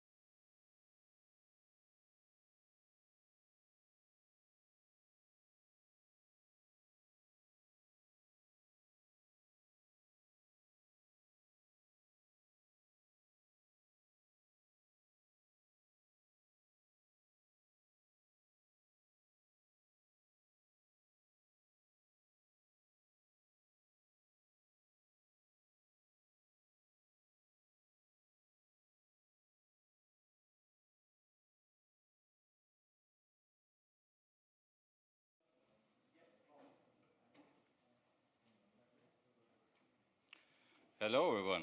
Welcome to our spontaneous session about TYPO3 on shared hosting. So my name is Benjamin Kott, and it doesn't work now. So I'm developer advocate and front-end developer at TYPO3 GmbH. You can reach me on Twitter. Everything else is not so interesting. And then we have... Yeah, me, it's Philipp. I'm a product manager at Mitwald, the web hoster.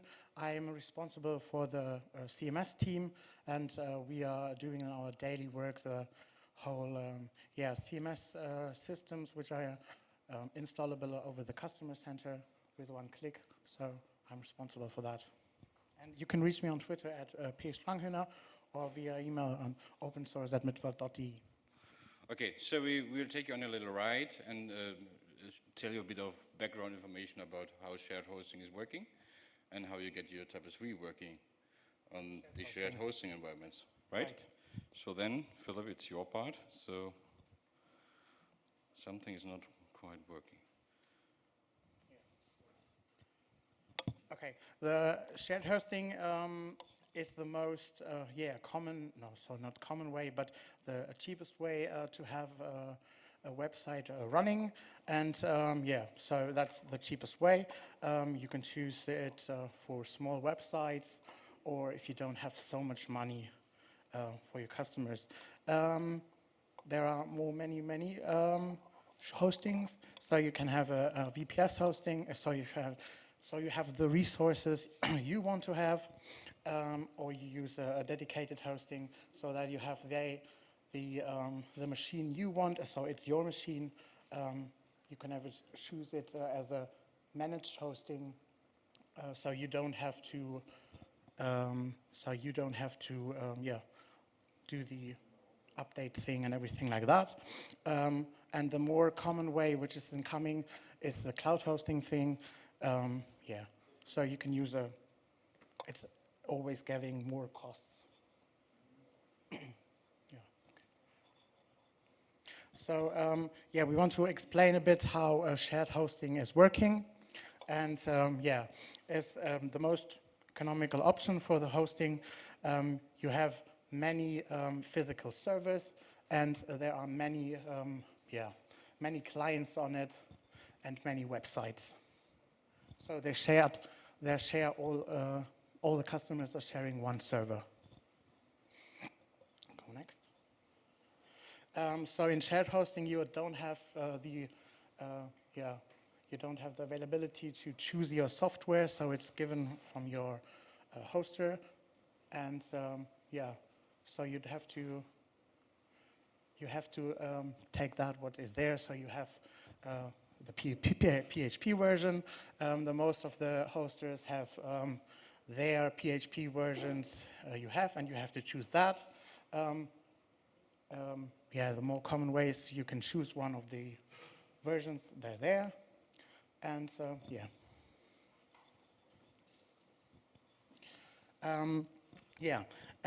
this is, you can see there are the 6 shops and one bigger one. So this is the customer who maybe is a company, and they have very small shops. And they are sharing in this thing 2 servers, so 3 are on one server and the other one are on the other server.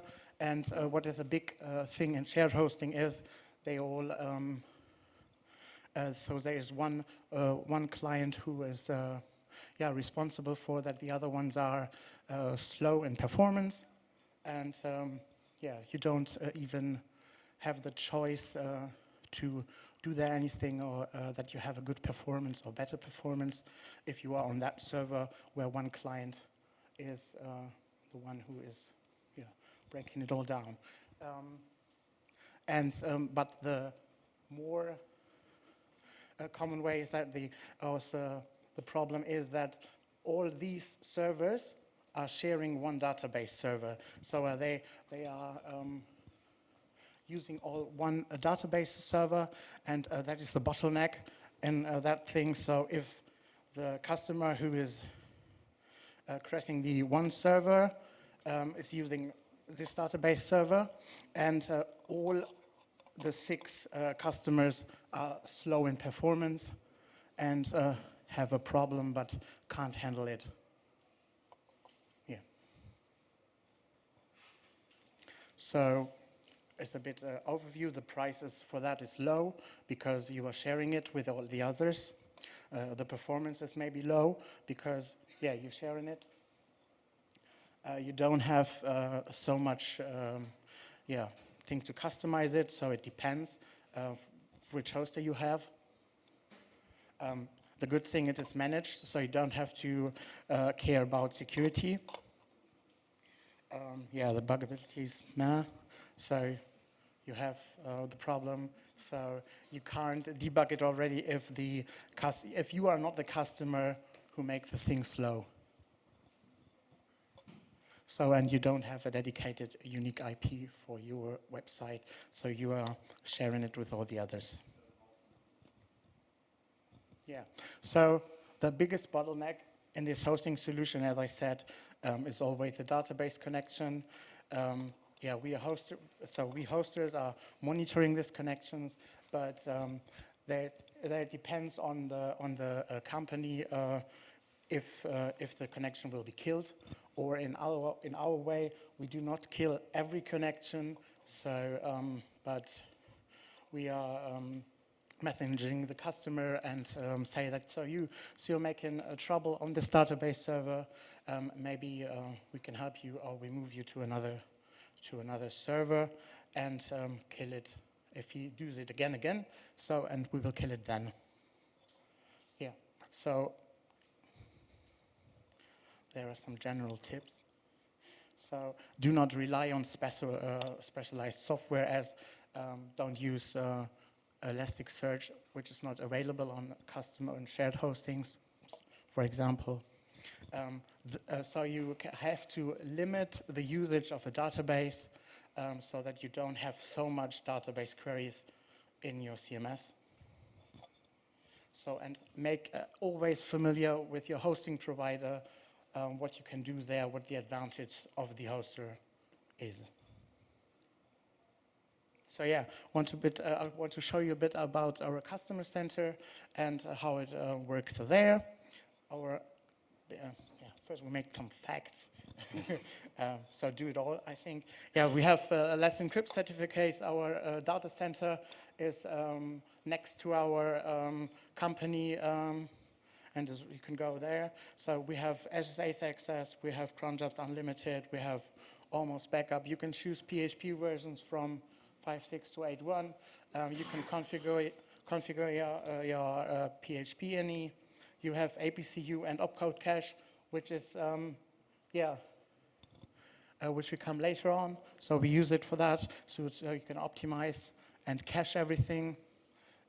You can choose your MySQL database from that versions. The newest thing we have the Node.js in those versions, and so if you are lazy, you can use our software manager that installs everything for you, so you don't have to install your CMS by your own.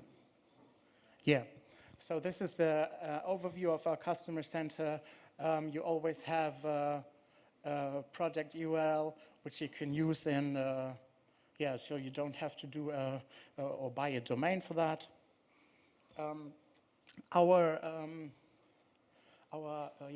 structure is that we are going on visitors. That's the new thing here. And so you have access to SFTP, SSH. You can configure it here. That's our software manager, where you can configure your PHP. You can install an AirSync and SSH, which we need later on.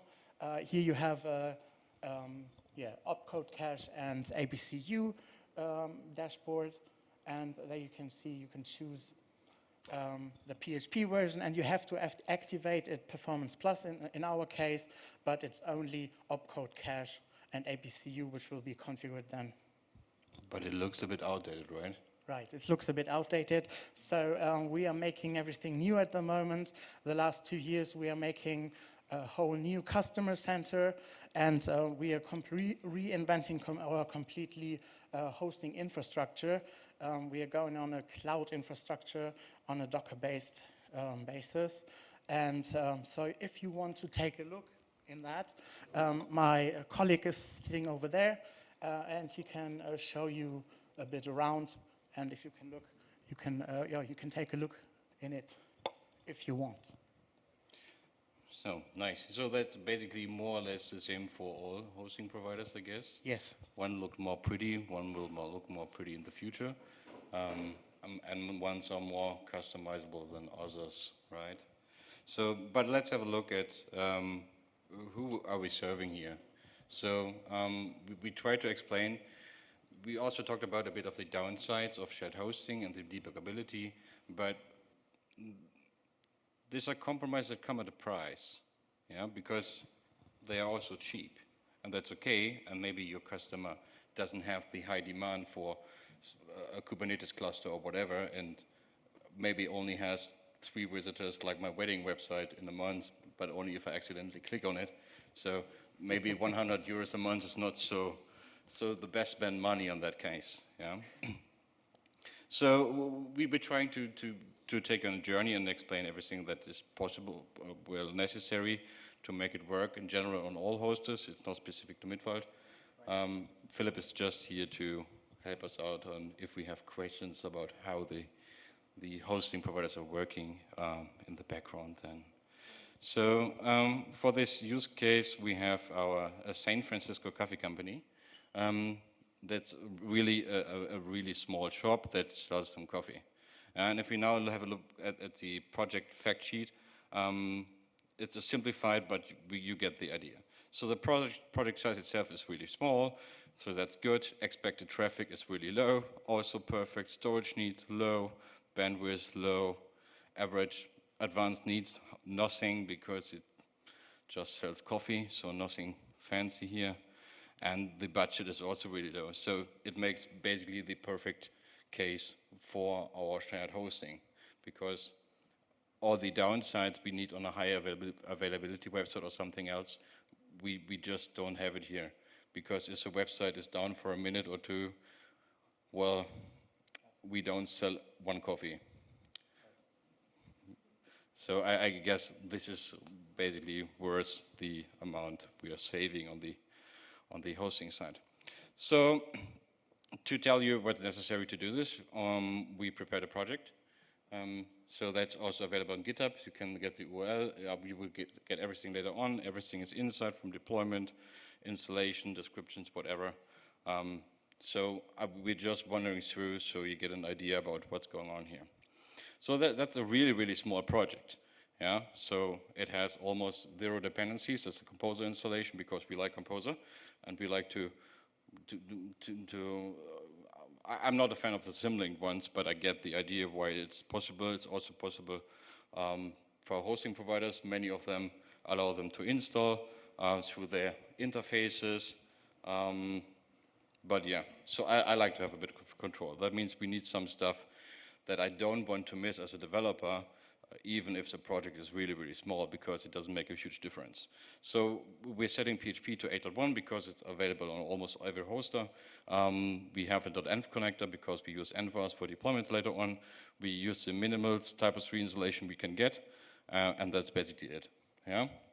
Then we have some envars set here. This is currently our local setup, just for an example that shows we have some stuff for our database credentials. We have some graphics configured, the SMTP server for sending emails. We have a site currently set here. And basically the basic things you need to adjust if you deploy a project. Yeah? So we try to avoid every advanced packages to just keep it clean. There are other ways, like I guess Helmut's console does a lot of stuff. In that case, just for demo purposes, we're just trying to strip it down as bare as we can. So also the additional configuration then just uses the .env connector and just loads the stuff inside, and we're just fetching everything we have from the environment, and we're Gucci here. Same for the config for the site, and that's basically it. That's our setup. So that's working locally. We have it running already in our local DDEV setup, so that's cool. So the first thing we then probably need, if we want to now deploy it, we need to check the hoster for the PHP version, so that's what the most easiest to start with, and we just go to any of their customer centers and basically ensure that we have the correct PHP version installed. So same then goes for the database. In most shared hosting providers, you can create as many databases as you want, and you can also select the type of database or the version of the database. Means in this case MySQL 8.0, 5.0, or 5.6, depending on your project needs. So that should be fine. Then we get some credentials, and yes, everyone will hate it, but it's really easy to dump a database to the production side for the first initial port if you just upload the MySQL dump. So it's really convenient if this is some kind of available. Yeah. So since we try to have everything or need to connect to the server next, we basically need to generate our SSH key. So we're currently configuring everything in our DDEV container already and generating new SSH keys in the first step, and then we copying it to the target host server. We already have the credentials for, and then basically we just test the connection. Yeah. So the next step would be to get the project running there is to deploy the code in some way or the other. Since we're all lazy and we don't like FTP or whatever, so we use some kind of deployment tool, right? So in this case, we just choose deployer, and we choose the simplest way of adding it to the project. We're just downloading the code in FAR version. It's currently not released in version 7.0, so bear with us, but I didn't want to bring an example with an outdated version soonish. And we are just adding the downloaded file directly to the project, so we don't have to mess with the dependencies if you would require it with Composer, and just keep it in our project, right? So then we need some kind of configuration. No worries, you don't have to remember all of this. The code will be shared if you're interested in. But the basic idea is that we have a simple rsync deployment here with a cache tool attached to clear the opcode cache and APCU cache after the deployment automatically. So we don't have to log into the host's backend and click the clear cache button or trigger some custom front-end script we provided, or need to log in the backend and avoid any complications here. Yeah. So we usually then basically define some excludes. Here I just skip that through. We configure the cache tool here. As you can see here, even the deployment script is using NFAS. I will come to that in a minute. For the SSH host and SSH user, we have some specialized TYPO3 task built here. For deployer, there are tasks available, but they're using basically Composer installation or need Composer commands running on the server.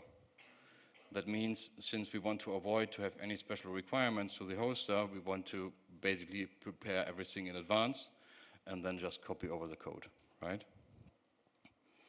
So we prepared this, and we also built some helper functions here to upload the file admin initially, because at some way we now have the database public, but don't have the attached assets to it, right? So we have some site setup stuff that basically helps us with preparing the file structure and moving over data that we don't have, for example, the HTXS file that's not being in the source code, in the code we are deploying, because it's in the shared folder in our case. So we need to manually ensure that it's available. We also creating .env.local files from the example files we're shipping with the project on the production server, so we can just edit it afterwards. I'm just skipping through. You will see it in a second. And then we basically have two deployment steps. The first one is the bare data deployment. That means we're only ensuring that we are pushing data to the server without running any extra stuff. And then an additional deployment step for running database migrations, rsyncs, opcode caching, everything that's probably only available if we did the deployment once and everything else is connected. So if you skip it through, the steps would be simply easy if you just have a script like this. In this case, we would just add the envas directly through the command line for the host and the username. When we start deploying the data, copy over the file admin data we currently have in our project for the initial setup, and then we SSH into the server and basically adjust the .env.local with the stuff we need for the server. Then we need to connect the domain, simply as that, and after that we can run the full deployment and we see our project has gone to production. So that's quite a lot of stuff. We decided to go through all the steps so we get an idea of what's necessary to be done. The next thing is we are lazy, and you've seen already that I've used environment variables to basically configure the system. That also means it wouldn't be perfect or it wouldn't be suitable for small projects, in my opinion, if we don't have some kind of automatic deployment. That means in this case we're using GitHub Actions for this to fully automate as soon as we push to our main branch, the code is then pushed to the server, so we don't have to care. Because if we need to also basically take manual action or manual deployments for these small projects, they usually don't have a lot of budget. It would just be too expensive to not automate it, in my opinion. So we also have the configuration for that here. So we just created a new task, and we are ensuring that this task is only run once through the concurrency and cancel basically in progress deployments to show that always the latest deployment will run through. It's just a simple setup for PHP, composer caching, and we're just doing the composer install, everything else, and prepare the package within the GitHub Action Runner. And then we use the deploy action to basically run our deploy command with the SSH host and the user provided through the secrets that also would allow us to push it to different servers or staging environments or whatever later on. Yeah. So as you can see, we are now seeing a workflow here that's being passed successfully for the deployment 1 for the branch.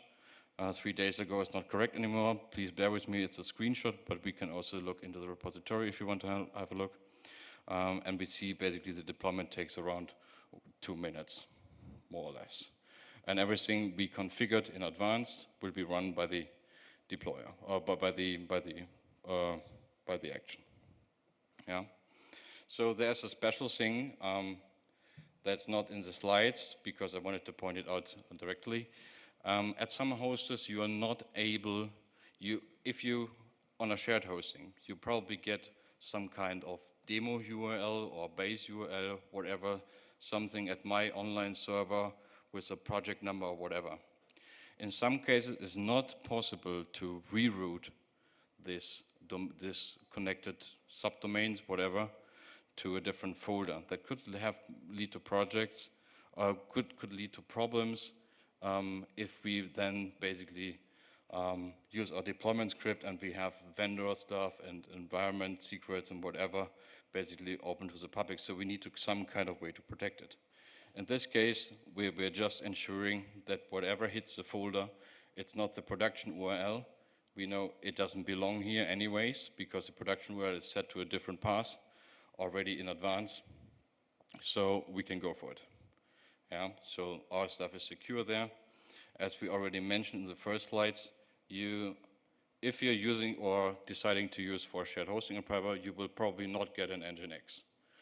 The reason for that is probably mostly simple because every adjustment would need an Nginx reload.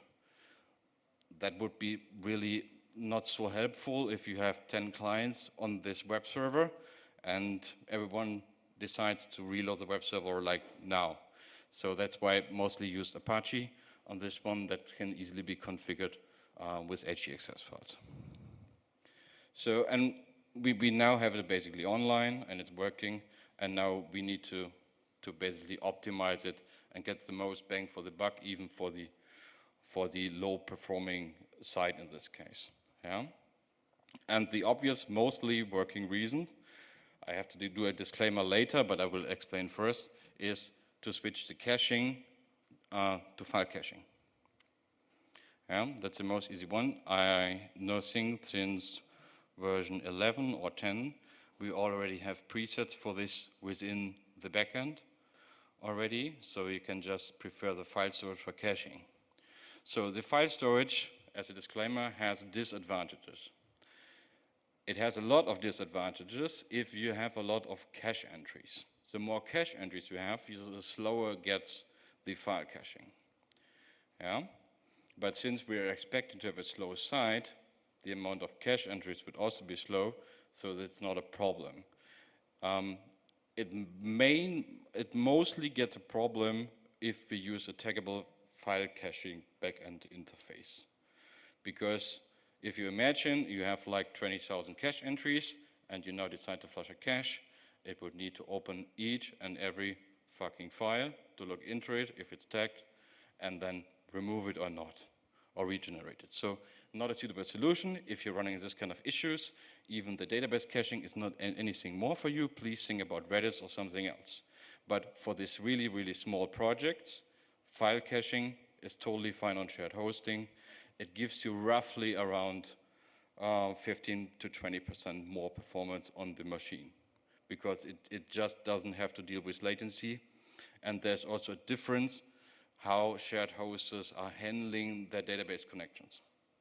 In some cases, I guess we talked about it, you basically drive a VPS, more or less VPS setup for your shared hosting environments. Yeah, right. So we have the web server and the database on the same server.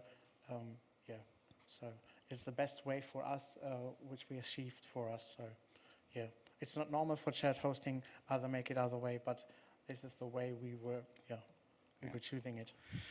But what you have to think about, if this is not on the same machine, you also have not the request running, but you also have the latency between the machines that just eats up time. So it's more easy to just enable the file caching and check the results for yourself. You can also experiment with only putting certain kinds of caches into the file cache, or whatever cache you prefer in this case. Yeah? And what we're looking for here is basically, this is the interesting part for us, this graph. You see the T3DD22.typo3.com, the first request, this big blue block. Can you see it? So that's the number that interests us, and that also helps us to measure the performance of the shared hosting provider. Because that's the time the server takes if we send a response to the server, and the time it takes back to us. So we're currently at around 200 milliseconds, 250 milliseconds, 225 milliseconds, something around that's okay-ish for an uncached website. Yeah, so it's not the best thing in the world, but it's under a second, so we can probably live with that if it's uncached. Yeah, and we see here the same 266 milliseconds, that's okay. Even in that cases, we achieve great results, yeah, in terms of performance or whatever, so that is still good. I will show you a bit more in a second. I need to quickly jump out of here. So you can also test it for yourself. If you now go to TCDD.com, you see it pops up really quick. And what we're now doing is, we are not logged into the backend. That's important, because otherwise your results may, if you try to measure the front-end response time, please log out of the backend beforehand. As I did. So Andy and I had a lot of the funny discussions why my stuff is not shitting and not working, because I just forget to log out. So please avoid this. So if you now look, we do a fresh request, and we're on a shared hosting. This one here. So we are about 72 milliseconds, and we even got it lower before, 24, so 35, whatever. This is a 10 euro hosting. So I think for small websites, this performance is more than outrageous good. So I don't need a cloud setup for this. So I'm fine with 10 euros instead of 100 euros a month. So maybe consider shared hosting, but consider the downsides, or inform the client about this. Yeah. And I don't know where my presentation went. It's gone. It's here. It was gone and here. So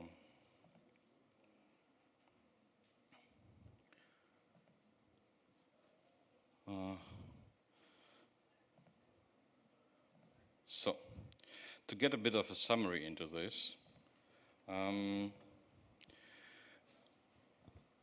well, shared hosting, in my opinion, is better than its reputation, to be honest. But you need to know the limits of your hoster. Yeah.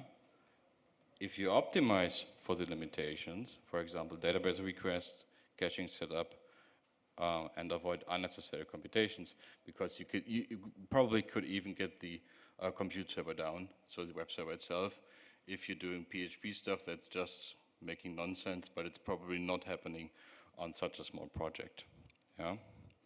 And you should use some kind of artifact deployment to just ensure that you're not relying on the capabilities of the hoster for Composer, Node.js, whatever build setup you need during your deploy time.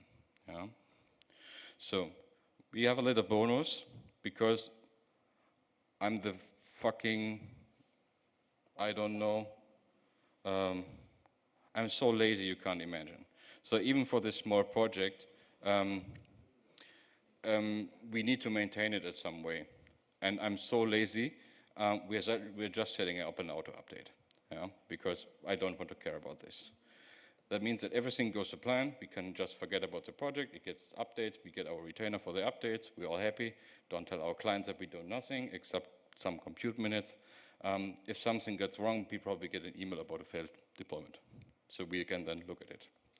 So for this, our example task runs every Monday at 10 a.m.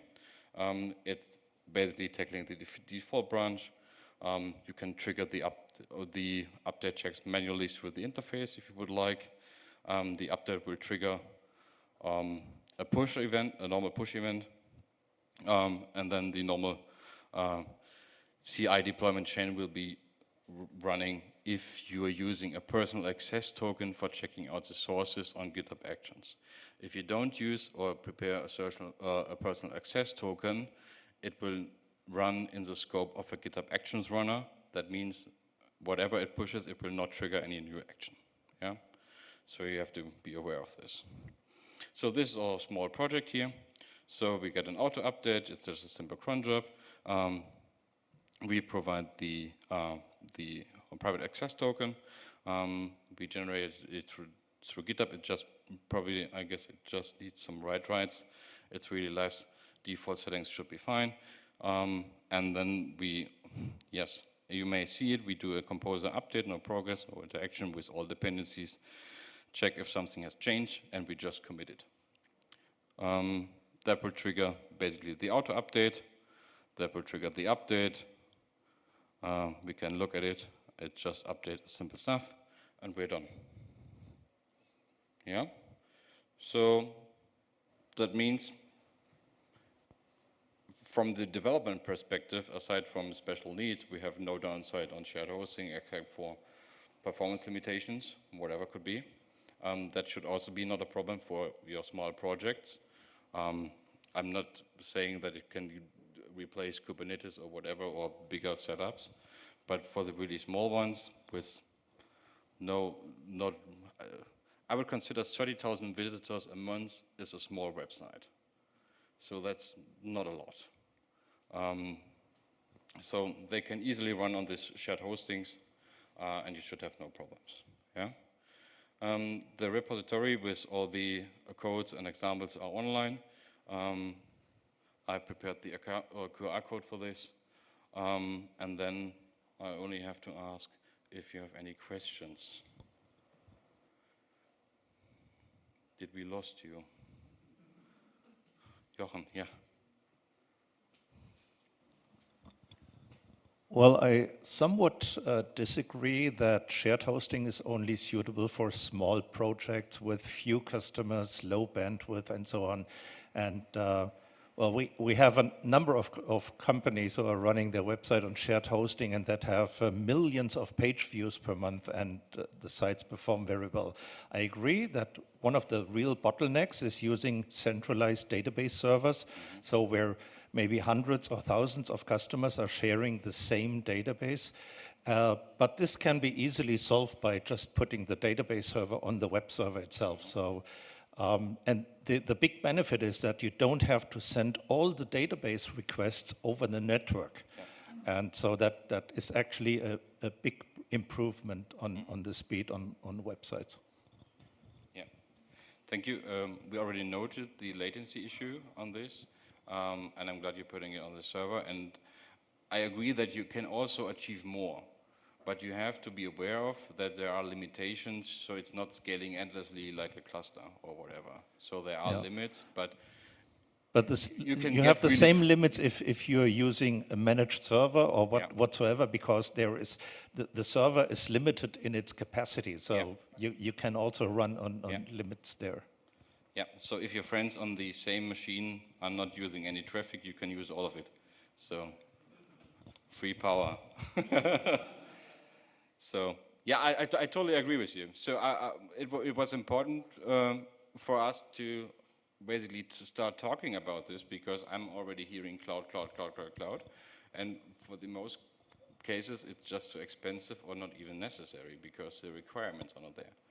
Yeah, but as you heard, as Jochen just told, he can easily manage 1 million website users a month with a simple shared hosting environment. So not even a managed server. Yeah, so that's great. Any other questions? Now we lost you. Okay, then go grab some beer, I guess. Right. Yeah. So, well.